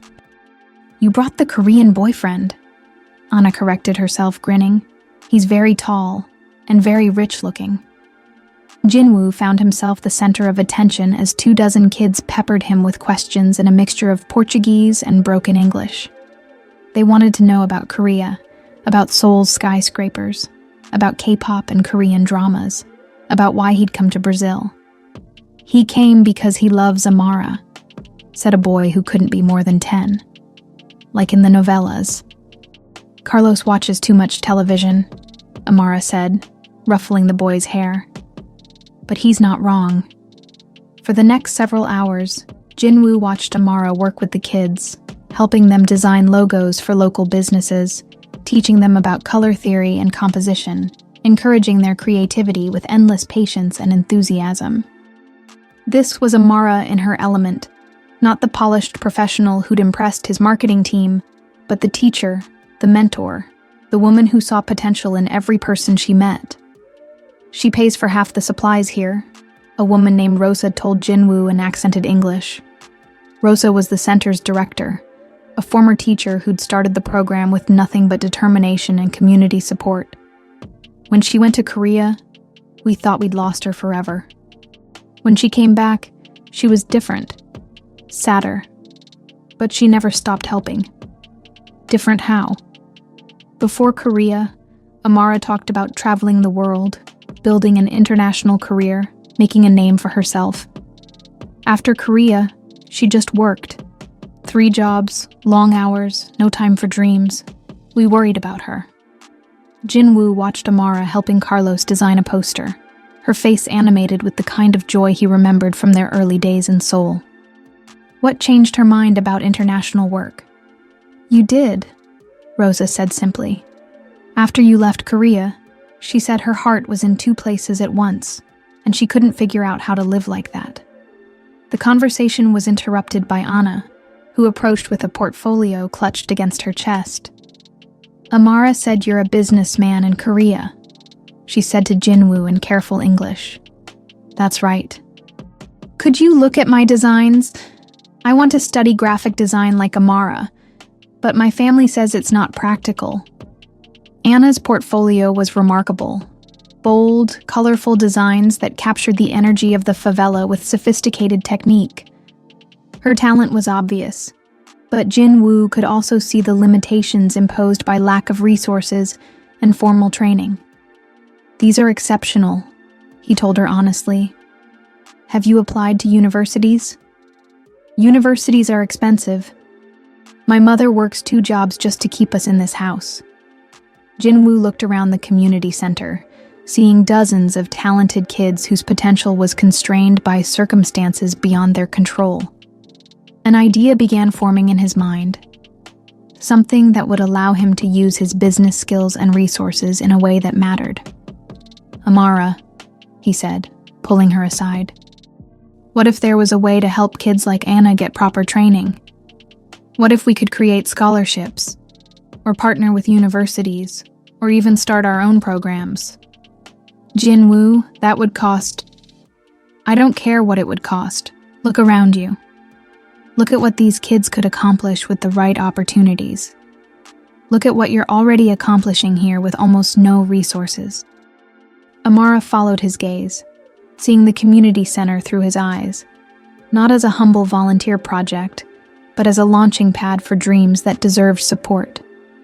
You're talking about starting a foundation. I'm talking about building something that matters. Together. That evening, they sat on the roof of Amara's house, sharing a bottle of wine and looking out over São Paulo's endless sprawl of lights. The city was different from Seoul's ordered beauty, but Jinwoo was beginning to understand its appeal. The energy, the creativity, the sense that anything was possible if you were willing to work for it. Tell me about your father, Jinwoo said suddenly. My father? Why? Today, watching you with those kids, I saw something familiar.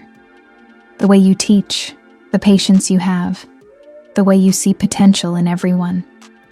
It reminded me of something, but I couldn't figure out what. Amara was quiet for a long moment, swirling wine in her glass. My father used to say that design wasn't about making pretty pictures. It was about solving problems, about making people's lives better in small ways. He said the most important thing a designer could do was help people tell their own stories. That's what you're doing at the community center. That's what I'm trying to do everywhere. It's why I was so excited about working with Park Industries. I thought we could tell better stories about business, about purpose beyond profit. Jinwoo reached for her hand. What if we still could? What do you mean? What if Park Industries didn't just do business in Korea? What if we expanded into Brazil, into community development, into programs that actually made a difference in people's lives? What if we built something that honored both of our fathers' legacies? Amara stared at him. You're talking about completely changing your company's focus. I'm talking about evolving it, growing it into something bigger than quarterly earnings and stock prices. Something that would make those kids in the favela see business as a force for good instead of just another system that ignores them. Your mother would never approve. Jinwoo pulled out his phone and showed Amara a series of text messages he'd received throughout the day. Actually, she's been very supportive. Look. The texts were from Young-suk, filled with questions about Brazilian business law, requests for photos of the community center, and expressions of genuine interest in Jinwoo's foundation idea. The final message read, "Your father would be proud. Build something worthy of the woman you love. She's really changed. Amara said, scrolling through the messages. People change when they realize what they're about to lose.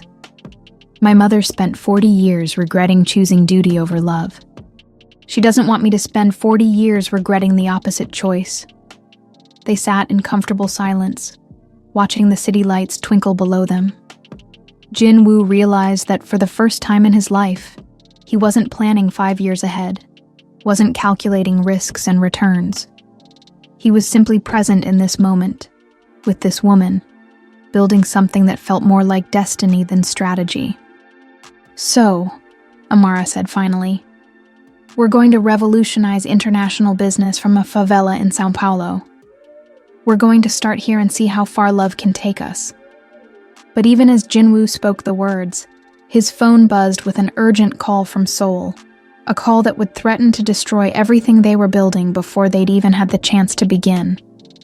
The call came at 2 a.m. São Paulo time, jolting Jin-woo awake from the deepest sleep he'd had in months.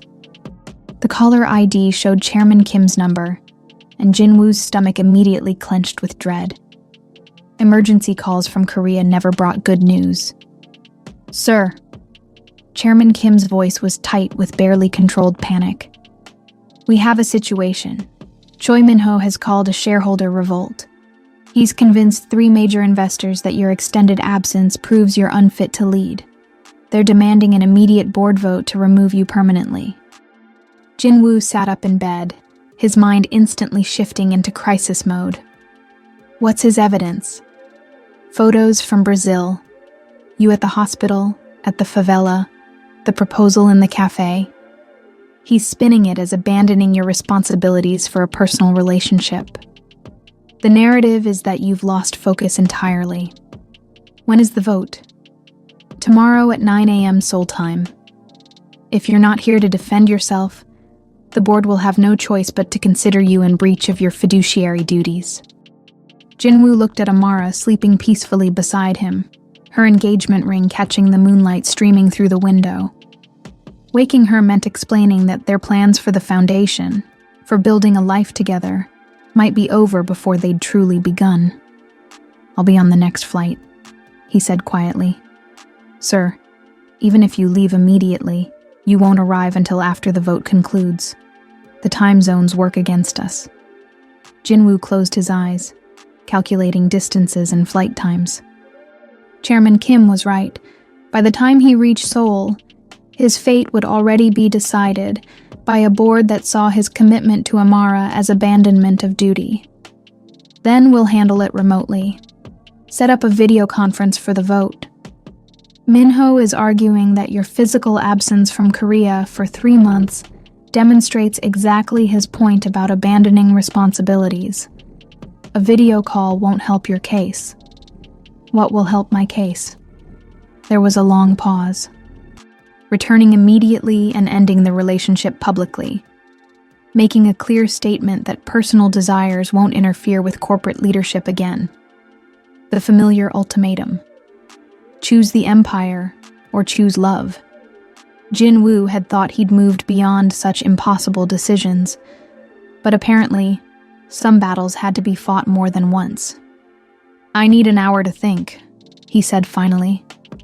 "Sir, every hour you delay makes Min-ho's argument stronger." "1 hour, Chairman Kim. I'll call you back." Jin-woo ended the call and stared at the ceiling, wrestling with a choice he'd hoped never to face again. Beside him, Amara stirred and opened her eyes. "Who was calling so late?" she asked sleepily. "Seoul. There's a problem with the company." Amara immediately sat up, fully alert. "What kind of problem?" Jin-woo explained the situation, watching her expression shift from confusion to understanding to heartbreak. By the time he finished, tears were streaming down her cheeks. "You have to go," she said quietly. "Amara, you have to go. And you have to end this. Us. Publicly, like they want." "I won't do that." "Jin-woo, look at me."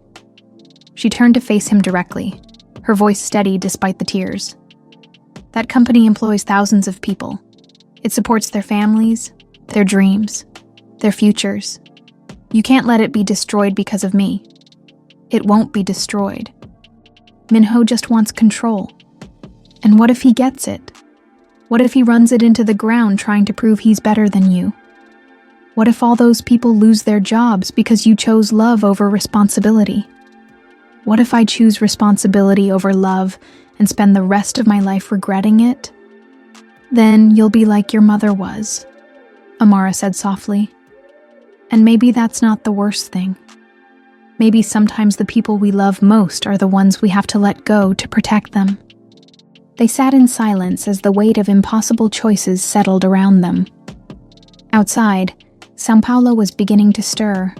Early morning vendors setting up stalls, buses starting their routes, the city coming alive with the energy that had captivated Jinwoo since his arrival. There might be another way, Jinwoo said suddenly. What way? What if I don't just defend myself to the board? What if I go on the offensive? What if I expose Minho's real motivations, his attempts to sabotage the company for personal gain? What evidence do you have? Enough. The leaked photos, the coordinated media campaign, the suspiciously well-timed shareholder revolt. Minho's been planning this for months. Amara looked hopeful for the first time since the phone call. Could that work? Maybe. But it means fighting dirty. And I've never been good at that kind of corporate warfare. Then it's time to learn. They spent the next 3 hours preparing for battle. Jinwoo called his most trusted allies on the board. Amara helped him craft a presentation that told their story honestly while exposing Minho's manipulations. And together they built a strategy that had nothing to do with choosing between love and duty. Instead, they chose to fight for both. As dawn broke over São Paulo, Jinwoo prepared for the most important video conference of his life. One that would determine not just his corporate future, but whether love could survive in a world that demanded impossible sacrifices from those brave enough to pursue it.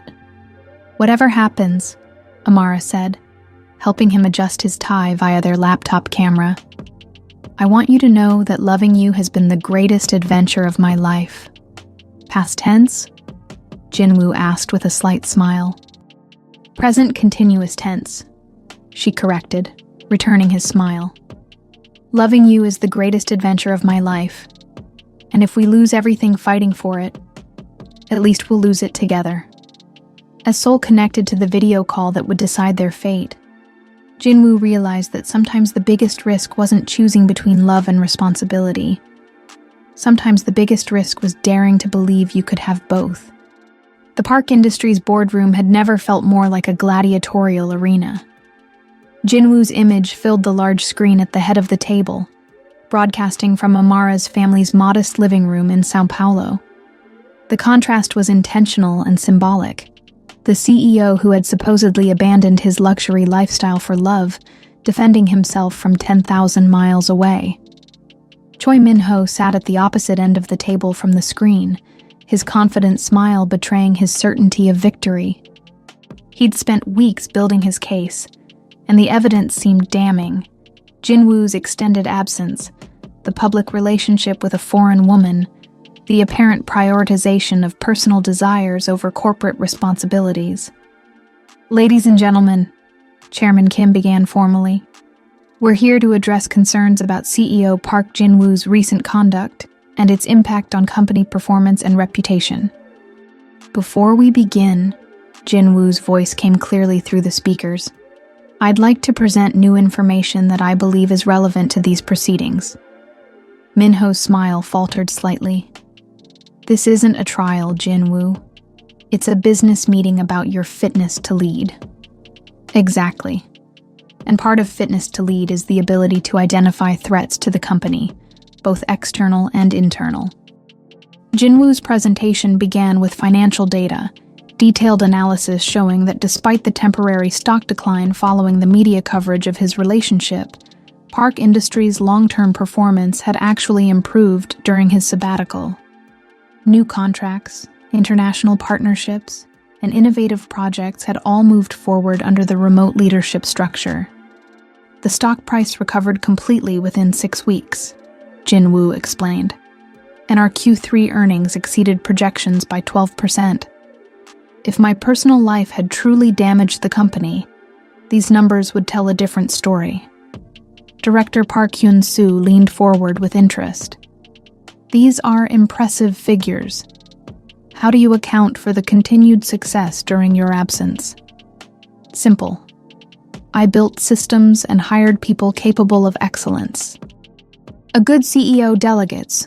A great CEO makes himself replaceable in daily operations while remaining essential for strategic vision.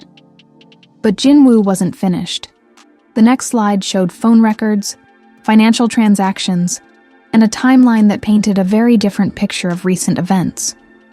However, Jin-woo continued, I've discovered that certain recent challenges to Park Industries weren't the result of my personal choices. They were the result of deliberate sabotage. The room went completely silent.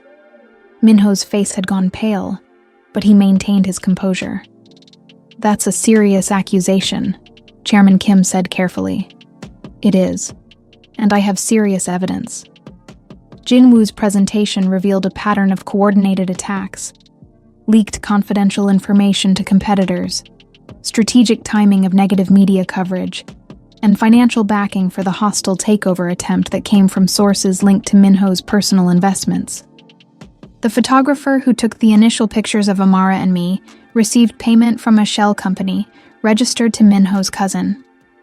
The media outlets that ran the most damaging stories received exclusive access to internal Park Industries documents that only 5 people in this room had access to. Minho stood up abruptly. This is ridiculous. You're deflecting responsibility for your own poor judgment. Sit down, Minho. Park Young-suk's voice cut through the room like ice. She had remained silent throughout the meeting, but now her eyes were fixed on the man who had tried to destroy her son's future. Let him finish. The final piece of Jin-woo's evidence was the most damaging. Recorded phone calls between Minho and 3 major shareholders, calls in which he explicitly stated his plan to use Jin-woo's relationship to force him out of the company. In this recording from 2 weeks ago, Jin-woo played the audio. You'll hear Minho explaining how he intends to use the foreign girlfriend situation to finally get rid of that boy and take control of what should have been mine years ago. Minho's voice filled the boardroom, clear and unmistakable. The Brazilian woman is perfect.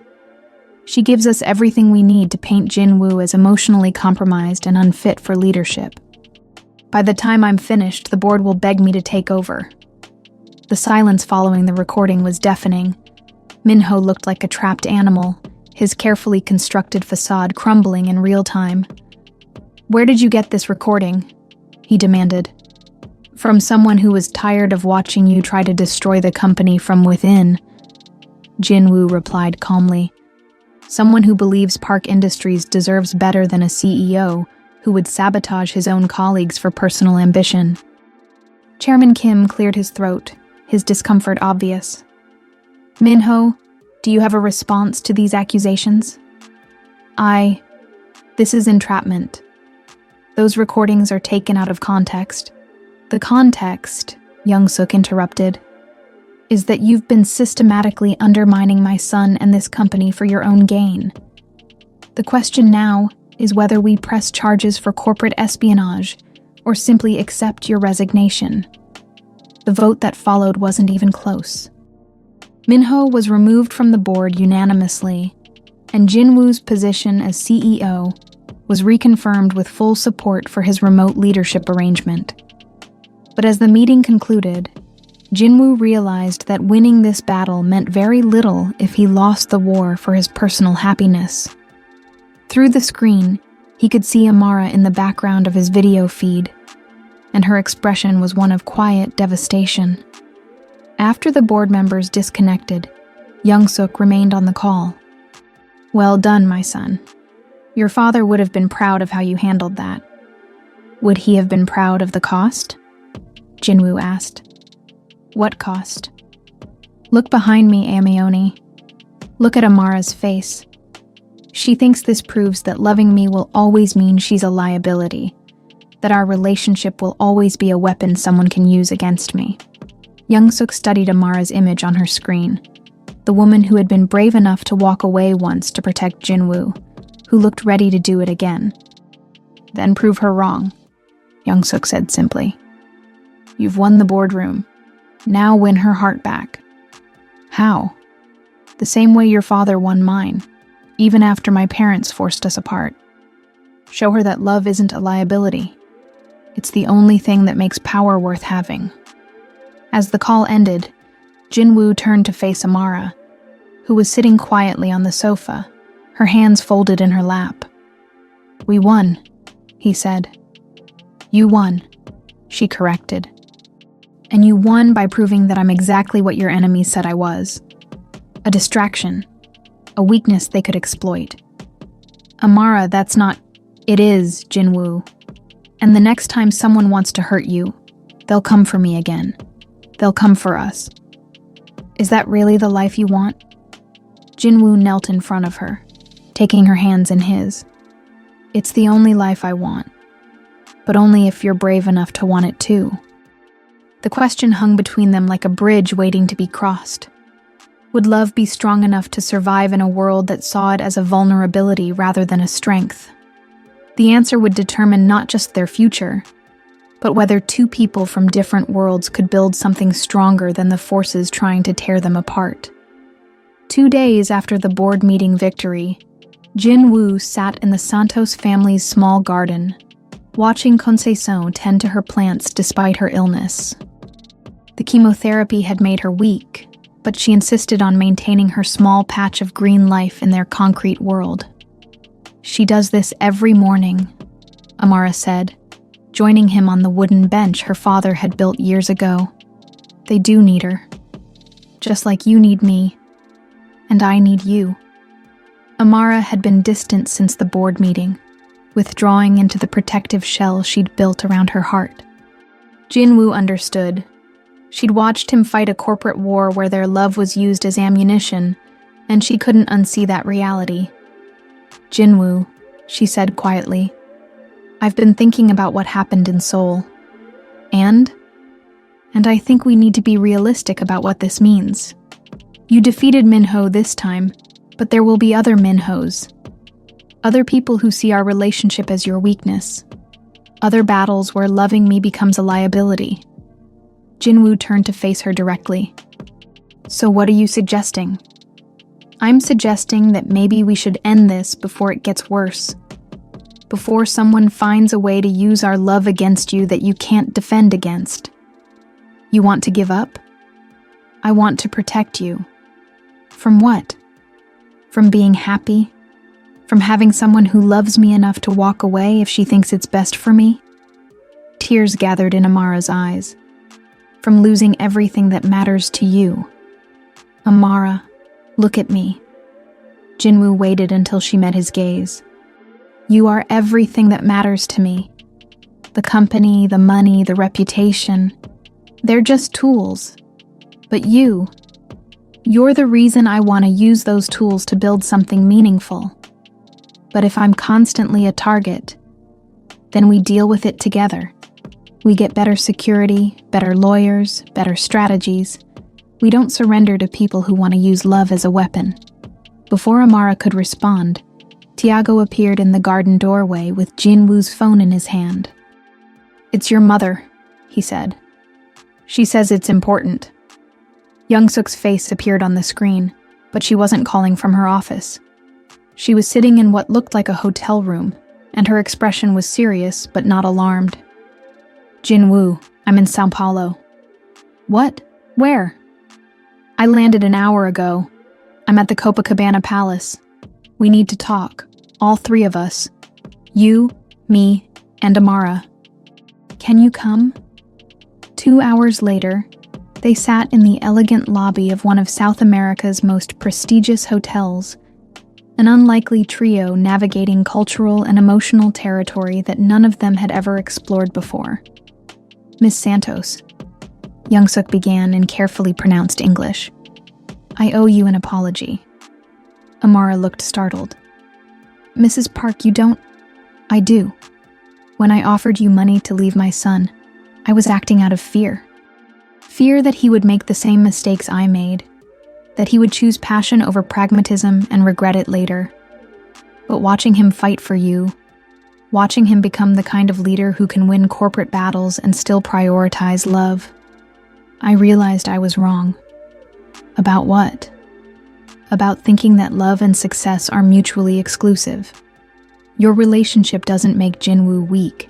It makes him stronger. It gives him something worth fighting for beyond just maintaining what already exists.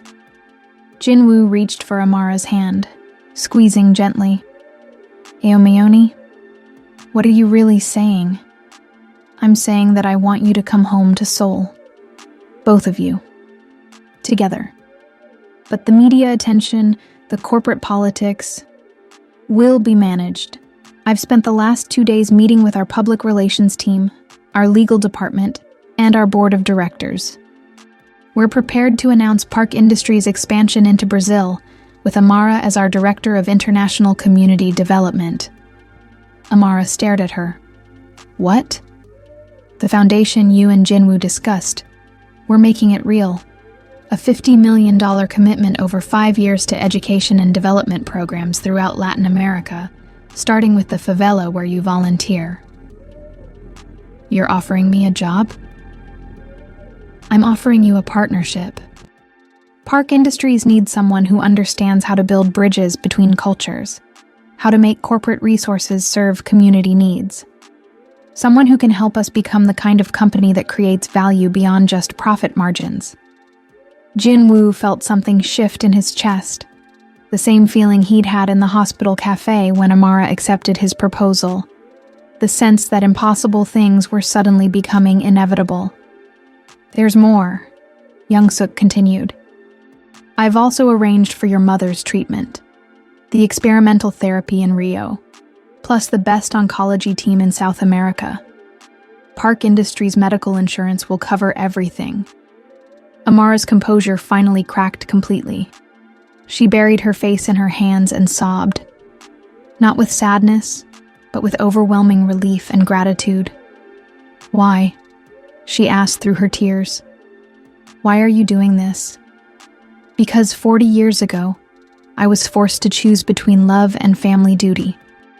I chose duty, and I spent 4 decades wondering if I made the right decision. When I saw my son willing to give up everything for you, I realized the answer.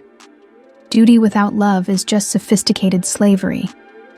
But love with purpose, love that builds something beautiful, that's what makes life worth living. Young-suk reached into her purse and pulled out an old photograph, the same one Jinwoo had seen in her office, showing her with the pianist she'd never married. This is Park Jae-min, she said to Amara. The man I should have fought for.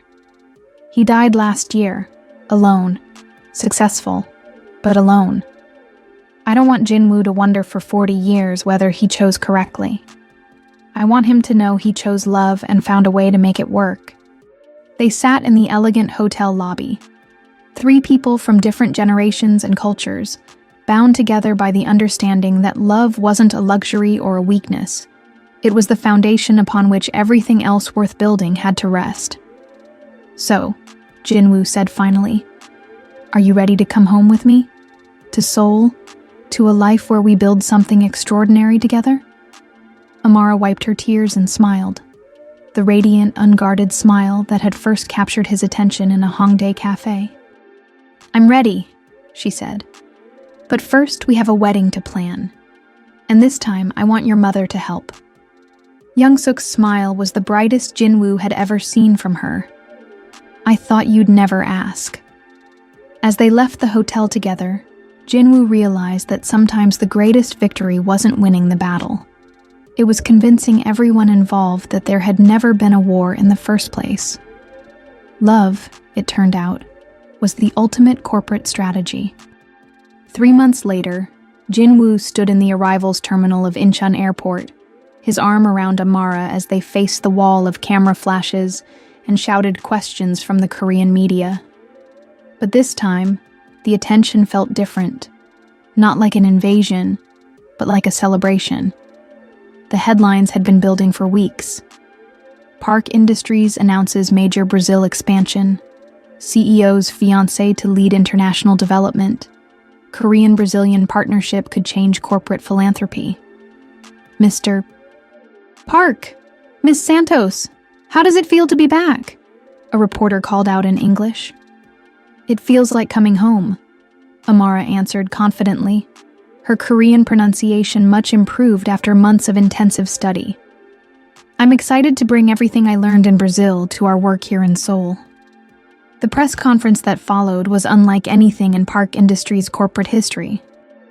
Instead of the usual dry financial announcements, Jin-woo and Amara presented a vision for business that prioritized community impact alongside profit margins.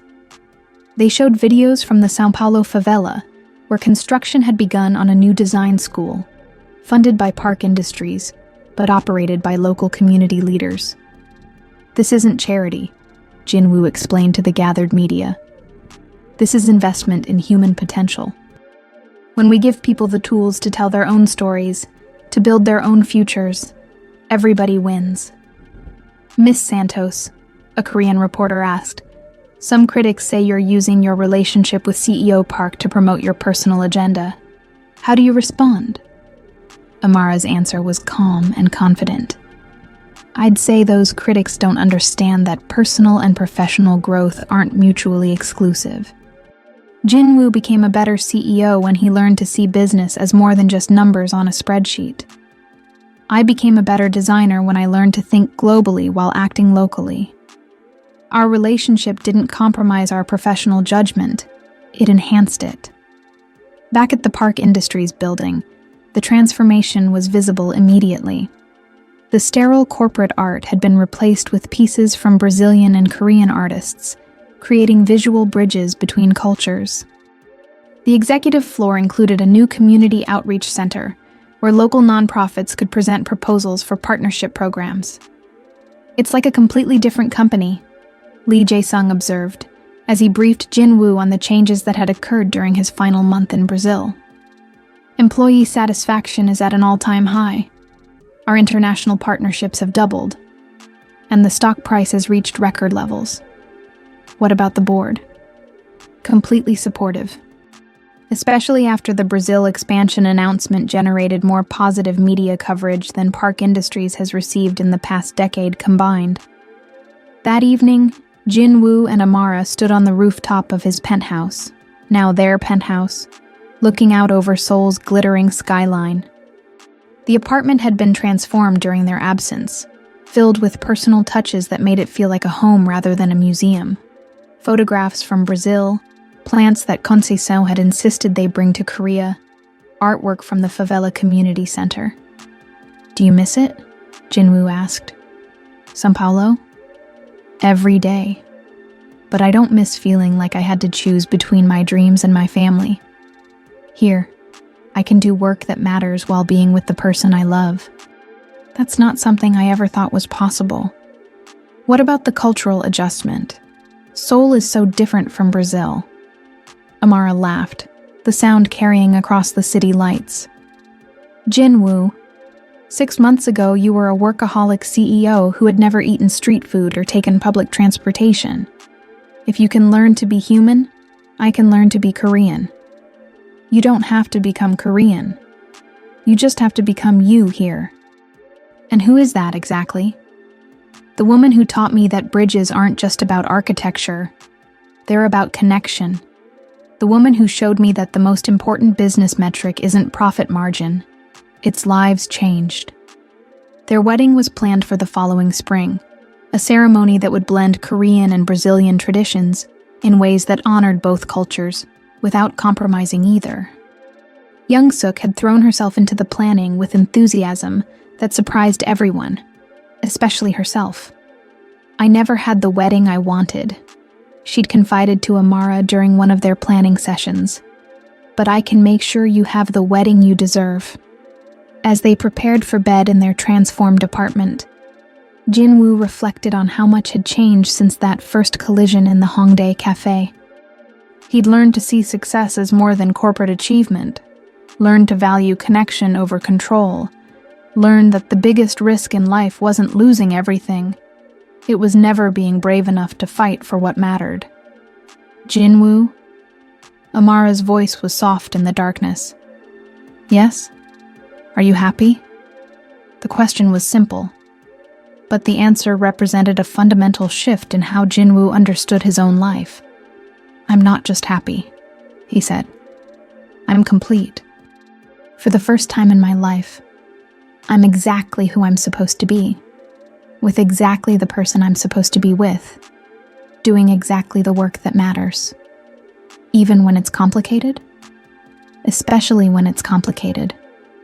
Easy love isn't worth having. Love that survives corporate sabotage and cultural differences and family pressure. That's the kind of love that changes the world.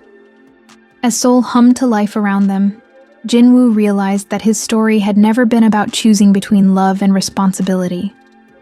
It had been about learning that the greatest responsibility was to love completely, courageously, and without compromise.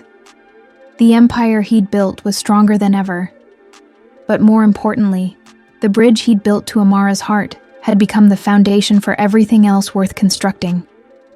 Tomorrow would bring new challenges, new opportunities to prove that business could be a force for good, new ways to demonstrate that love wasn't a liability, but the ultimate strategic advantage.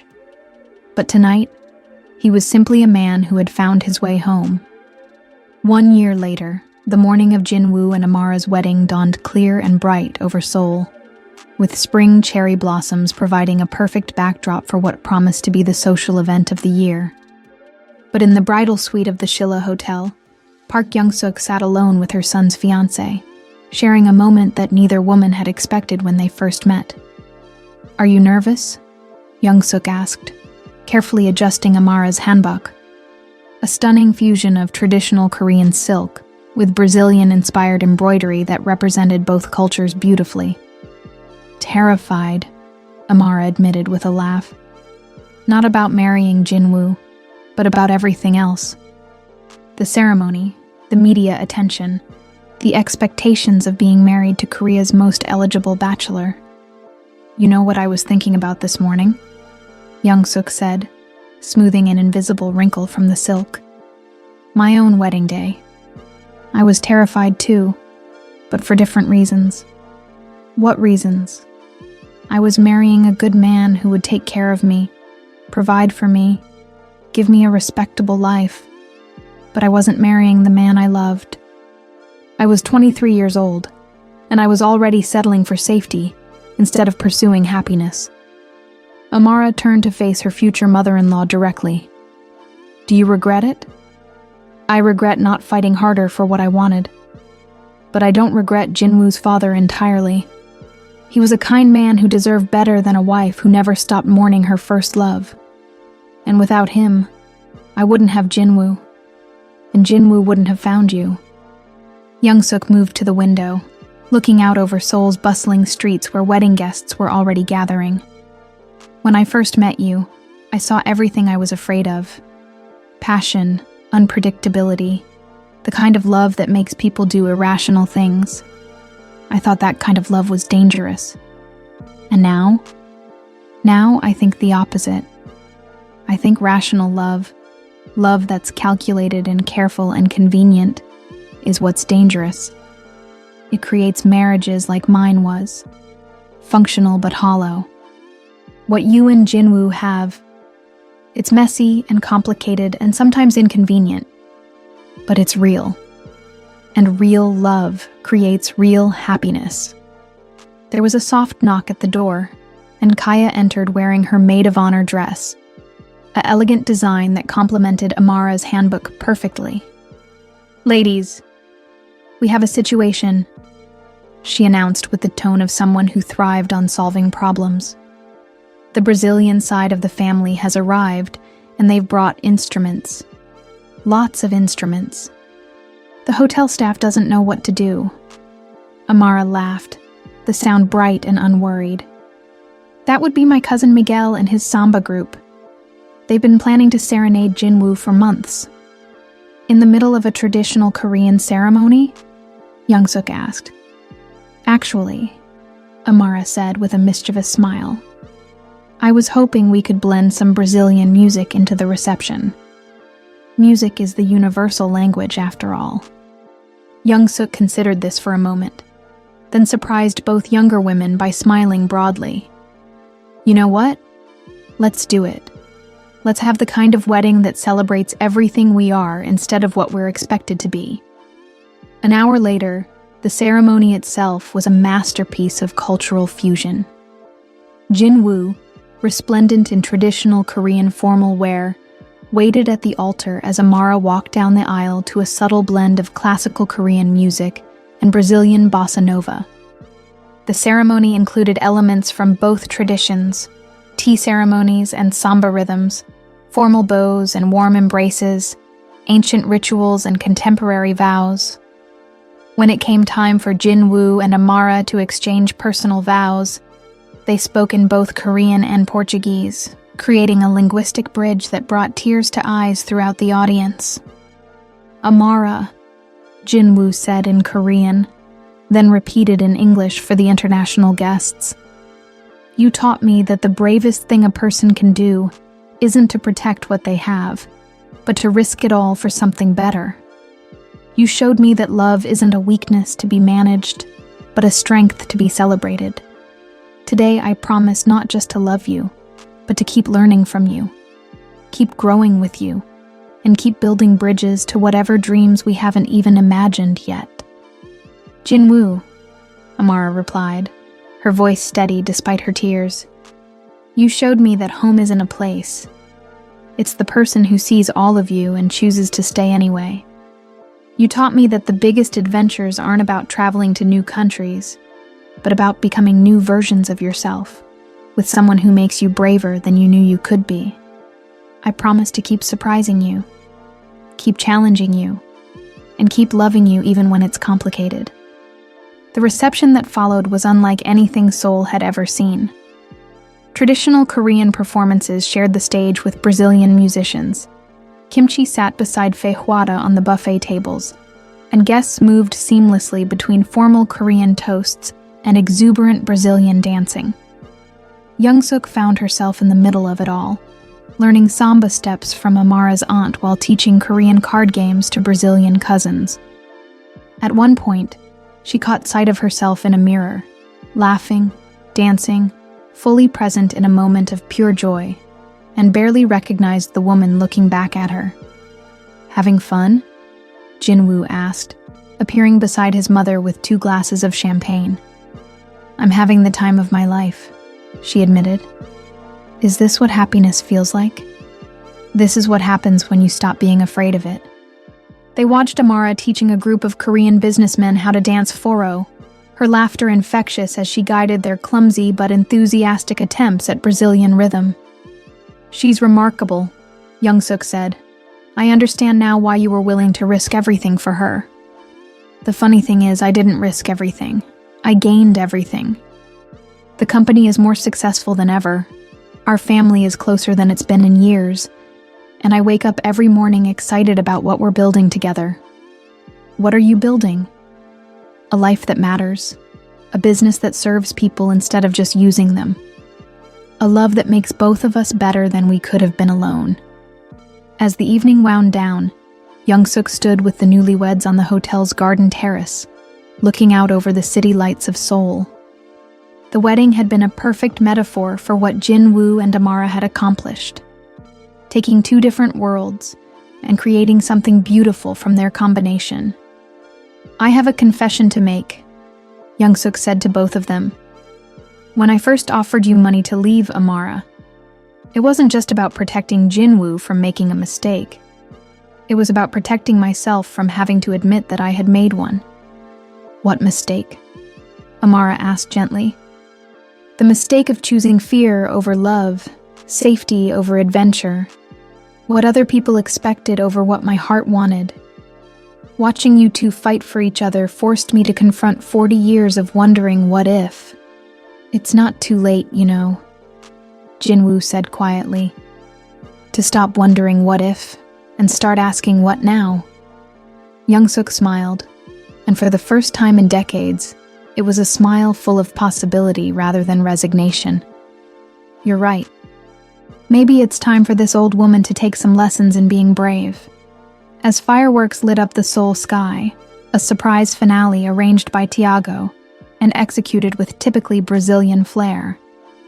The three of them stood together, no longer divided by cultural differences or generational expectations, but united by the understanding that love wasn't something to be managed or contained. It was something to be celebrated, protected, and allowed to grow into whatever beautiful, complicated, extraordinary form it chose to take. The Park dynasty would continue, but it would be transformed, not by abandoning its values, but by expanding them to include the radical idea that business could be personal, success could be shared, and love could be the foundation for everything worth building. As Jinwoo kissed his new wife under the Seoul stars, surrounded by family and friends from 2 continents, he realized that some bridges weren't built to connect different places. They were built to connect different possibilities for what life could be.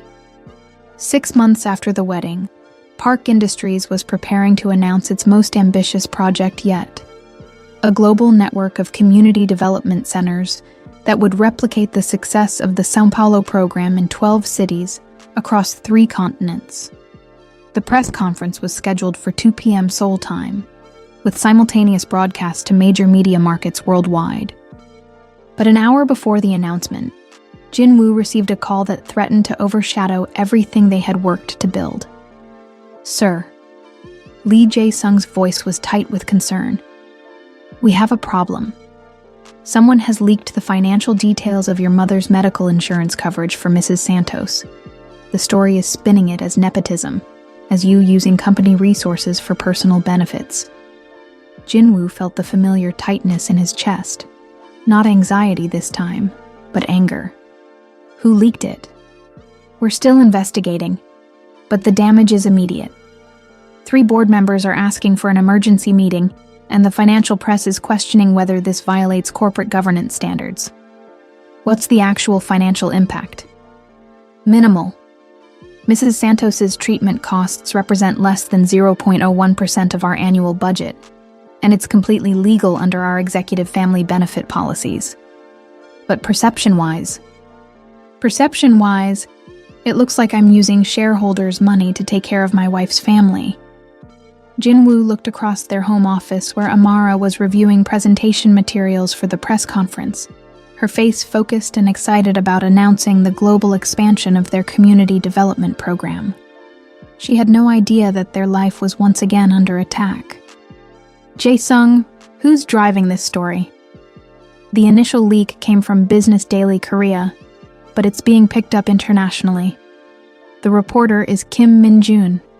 He's known for aggressive coverage of corporate governance issues. "Set up a call with Kim Min-jun in 30 minutes. I want to talk to him directly." "Sir, that's highly unusual. Maybe we should go through our PR department." "No.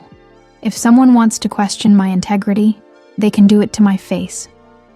25 minutes later, Jinwoo was on a video call with Kim Min-jun, a sharp-eyed reporter in his 40s, with a reputation for taking down CEOs who bent ethical rules. "Mr. Park, thank you for agreeing to speak with me directly. As you know, I'm investigating whether Park Industries' payment for your mother-in-law's medical treatment represents an inappropriate use of corporate funds. Mr. Kim, I appreciate your diligence in investigating corporate governance. It's important work. But I think you're missing the bigger story here. Which is that corporate family benefit policies exist precisely to support executives' families during medical crises. My mother-in-law's treatment is covered under the same policy that would cover any board member's spouse or parent. The only difference is that she's Brazilian rather than Korean. But the timing seems convenient, approving these benefits just months before your marriage to her daughter. The timing, Jinwoo said carefully, reflects the reality that serious illness doesn't wait for convenient corporate calendar schedules. But Mr. Kim, let me ask you something. If I were married to a Korean woman whose mother needed expensive medical treatment, would we be having this conversation? The reporter paused, clearly considering the question. Probably not. Then what we're really discussing isn't corporate governance. It's whether Korean companies should support their executives' international families with the same policies they apply to domestic families. That's an interesting perspective. It's the only perspective that makes sense in a global business environment. Mr. Kim, in 2 hours I'm announcing Park Industries' expansion into 12 international markets. We're going to employ thousands of people across 3 continents, generate millions in revenue, and fund community development programs that will impact hundreds of thousands of lives. Does it make sense to focus on a medical insurance payment that represents 0.01% of our budget? Or should we talk about the 99% that's creating value for shareholders and communities? By the time the call ended, Jin-woo had not only defended the insurance coverage, but had convinced Kim Min-jun to attend the press conference and cover the global expansion announcement. How did you do that? Amara asked, having overheard the last part of the conversation. I told him the truth. Sometimes people are so focused on looking for corruption that they miss the actual story. The press conference that afternoon was a masterclass in corporate communication. Jin-woo opened with a direct acknowledgement of the morning's controversy, explaining the family benefit policy clearly and transparently, then pivoted immediately to the global expansion announcement. Ladies and gentlemen, he said, standing beside Amara, and a wall-sized map showing Park Industries' new international presence. Today, we're not just announcing business expansion. We're announcing a fundamental shift in how global corporations can create value. The presentation that followed was unlike anything in Korean corporate history. Instead of focusing solely on projected revenues and market penetration, Jin-woo and Amara showcased the human impact of their community development model. They showed videos of the São Paulo Design School graduation ceremony, where 30 young people had received certificates that would transform their economic prospects. They presented data showing how community investment had created jobs, reduced crime rates, and increased local business development. This isn't charity disguised as business, Amara explained to the international media audience. This is business that recognizes that sustainable profit requires sustainable communities. When we invest in people's potential, everyone wins. Mr. Park, a reporter called out. Critics say you're using corporate resources to fund your personal social justice agenda. How do you respond? I respond by showing you the numbers. Our community development programs have generated a 340% return on investment through job creation, increased local spending, and reduced security costs. But more than that, they've created brand loyalty and employee satisfaction that translates to improved performance across all our business units. Mrs. Park, another journalist addressed Amara. How do you balance your role as CEO's wife with your professional responsibilities? I don't balance them, Amara replied with a confident smile. I integrate them. My marriage to Jin-woo doesn't compromise my professional judgment. It enhances it. Together, we see possibilities that neither of us would see alone. That's not a conflict of interest. That's a competitive advantage. The final question came from Kim Min-jun, the reporter who had challenged them that morning. Mr. Park, looking back on the controversies surrounding your relationship, do you have any regrets about the path you chose? Jin-woo looked at Amara, then back at the crowd of journalists and cameras broadcasting their words around the world.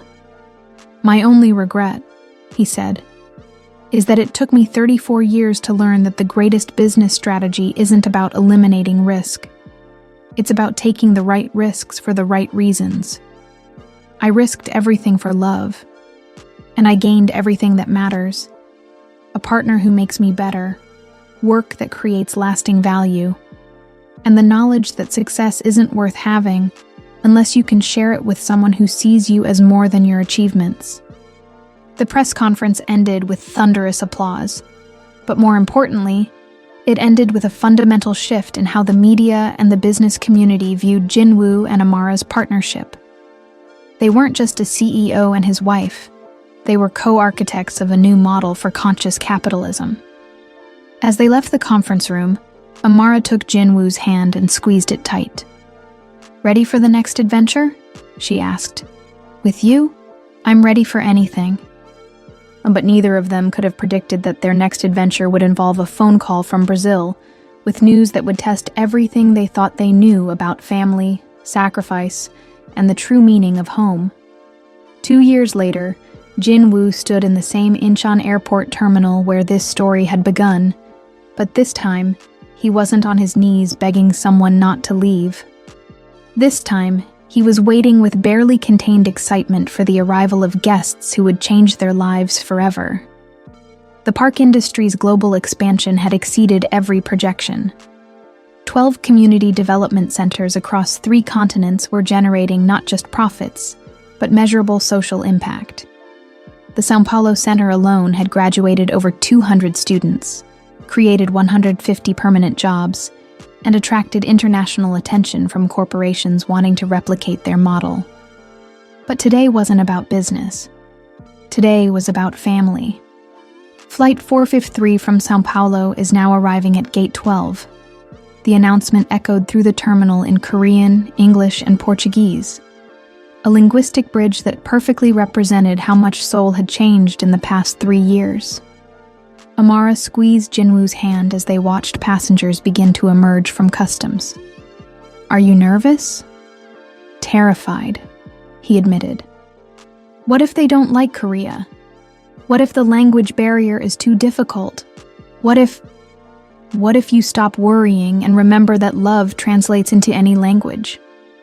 The first person they saw was Conceição Santos, walking slowly but under her own power, her cancer in complete remission thanks to the experimental treatment that had worked better than anyone dared hope.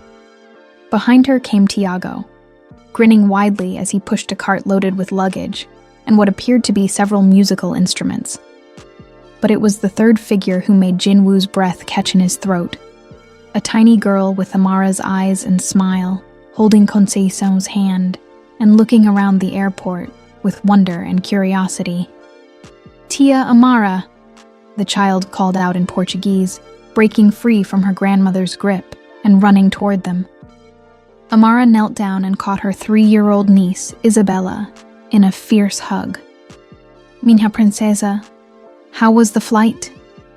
"Long," Isabella replied in Portuguese, then switched to carefully practiced Korean. "Annyeonghaseyo, Jinwoo Samchon." Jinwoo felt tears spring to his eyes as the little girl who had been born just months after his wedding to Amara addressed him as uncle in perfect Korean pronunciation. Tiago had been teaching her, preparing for this moment when Amara's Brazilian family would finally come to live permanently in Seoul. The reunion in the airport was everything Jinwoo had hoped for, and more. Conceição embraced him like the son she'd never had. Tiago presented him with a small Brazilian flag for his office, and Isabella insisted on being carried on his shoulders as they walked through the terminal. "Welcome to Korea," Jinwoo said in Portuguese, his pronunciation much improved after 2 years of practice. "Welcome to the family," Conceição replied in Korean, making everyone laugh at the linguistic role reversal. The drive through Seoul was a revelation. Isabella pressed her face to the car window, chattering excitedly in a mixture of Portuguese and Korean as she pointed out skyscrapers, neon signs, and the Han River. Conceição asked thoughtful questions about Korean culture, clearly eager to understand her daughter's adopted home. Tiago took photos of everything, already planning Instagram posts that would document their Korean adventure. Their new apartment in Gangnam was perfect, a spacious 3-bedroom unit in the same building as Jinwoo and Amara's penthouse, with views of the city and enough room for a Brazilian grandmother, a university-age son, and a curious toddler to build their new life. "It's beautiful," Conceição said. exploring the rooms that had been decorated with a blend of Korean and Brazilian elements. "But are you sure about this? Us living so close to your married life?" "My," Amara said, using the Portuguese word for mother that had become natural over their years together. "Family isn't an interruption to married life. Family is what makes married life meaningful." That evening, they gathered on the rooftop terrace of Jin-woo and Amara's penthouse for dinner, a feast that perfectly represented their multicultural family. Korean barbecue sat alongside Brazilian feijoada, kimchi shared table space with pão de açúcar, and Isabella delighted everyone by confidently using chopsticks to eat both Korean and Brazilian food. "I have an announcement," Tiago said as they lingered over dessert and wine. "I've been accepted to Seoul National University's engineering program, with a full scholarship." The table erupted in cheers and congratulations. Tiago's acceptance to Korea's most prestigious university represented not just personal achievement, but the success of the educational programs that Park Industries had been funding. "I'm proud of you," Jin-woo told his brother-in-law. "But I'm not surprised. You've worked incredibly hard for this." "I had good teachers," Tiago replied, looking at Amara with gratitude. "And good examples of what's possible when you're brave enough to chase your dreams across continents." As the evening wound down, Jin-woo found himself on the terrace with Conceição, both of them watching the Seoul skyline sparkle in the distance. "Thank you," she said quietly in Portuguese, "for giving my daughter a life I never could have imagined for her. Thank you for raising a daughter who taught me what life could be," Jin-woo replied in the same language. "Conceição, I want you to know that bringing you here isn't charity or obligation. You're not guests in our life. You're the foundation of our family." Even when Isabella wakes up at 5 a.m. singing Brazilian songs at the top of her lungs, Jin-woo laughed. "Especially then. This penthouse has been too quiet for too long." Later that night, as they prepared for bed, Amara found Jin-woo standing at their bedroom window, looking out over the city where their impossible love story had begun. "What are you thinking about?" she asked, wrapping her arms around him from behind. "I'm thinking about that day in the cafe when you asked me if I'd ever felt butterflies in my stomach. I told you I never had. And now? Now I feel them every day. When I watch you teach Isabella to paint. When I see your mother laughing at Korean dramas she doesn't understand. When Tiago calls me Hyung instead of Jinwoo Samchon. Every ordinary moment feels extraordinary because we built this life together." Amara turned him around to face her. "Jinwoo, do you remember what you asked me on our first date? You asked me what I wanted from life. Adventure, challenge, the chance to fall in love with something new. I got all of that. But I got something I didn't even know I wanted. I got home. Not a place, but a person. Not just a person, but a whole family that spans 2 continents and 3 languages and creates beauty everywhere we go." They kissed softly, a kiss that tasted like wine and promises and the comfortable intimacy of 2 people who had fought for their love and won. "So what's next?" Jinwoo asked. "What's our next impossible dream?" "Well," Amara said with a mischievous smile, "Isabella has been asking when she's going to get a Korean cousin to play with. A cousin? Or a little brother? Or sister? She's not picky about the details, but she's very clear about wanting more kids in the family." Jinwoo felt his heart skip a beat. "Are you saying what I think you're saying?" "I'm saying that love isn't just about 2 people finding each other. It's about creating something bigger than either of you could be alone. We've created a business that changes lives, a family that bridges cultures, and a home that proves love is stronger than every force that tries to tear it apart. And now we keep building. We add to this beautiful, complicated, extraordinary family we've created. We raise children who speak 3 languages and understand that the world is bigger than any one culture or country. We build a legacy that's about more than corporate profits. It's about proving that love, when it's real and brave and committed, can transform everything it touches.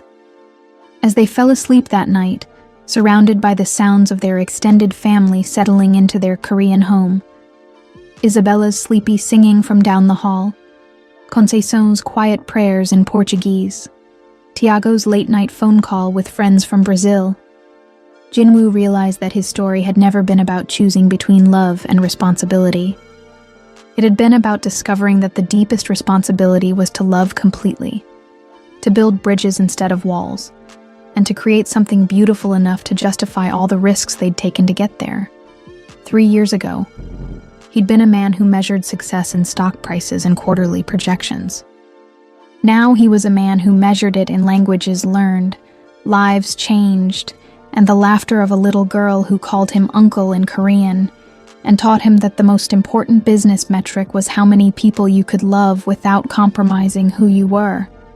The empire Park Jinwoo had inherited was stronger than ever. But the family he'd chosen to build with Amara Santos was his true masterpiece, a testament to the revolutionary idea that love wasn't a liability to be managed, but the foundation upon which everything worthwhile had to be constructed. As Seoul hummed to life around them, carrying the dreams of millions of people in dozens of languages, Jinwoo held his wife close and smiled at the future they were creating together, one impossible dream at a time. Some bridges, he had learned, weren't built to connect places. They were built to connect hearts.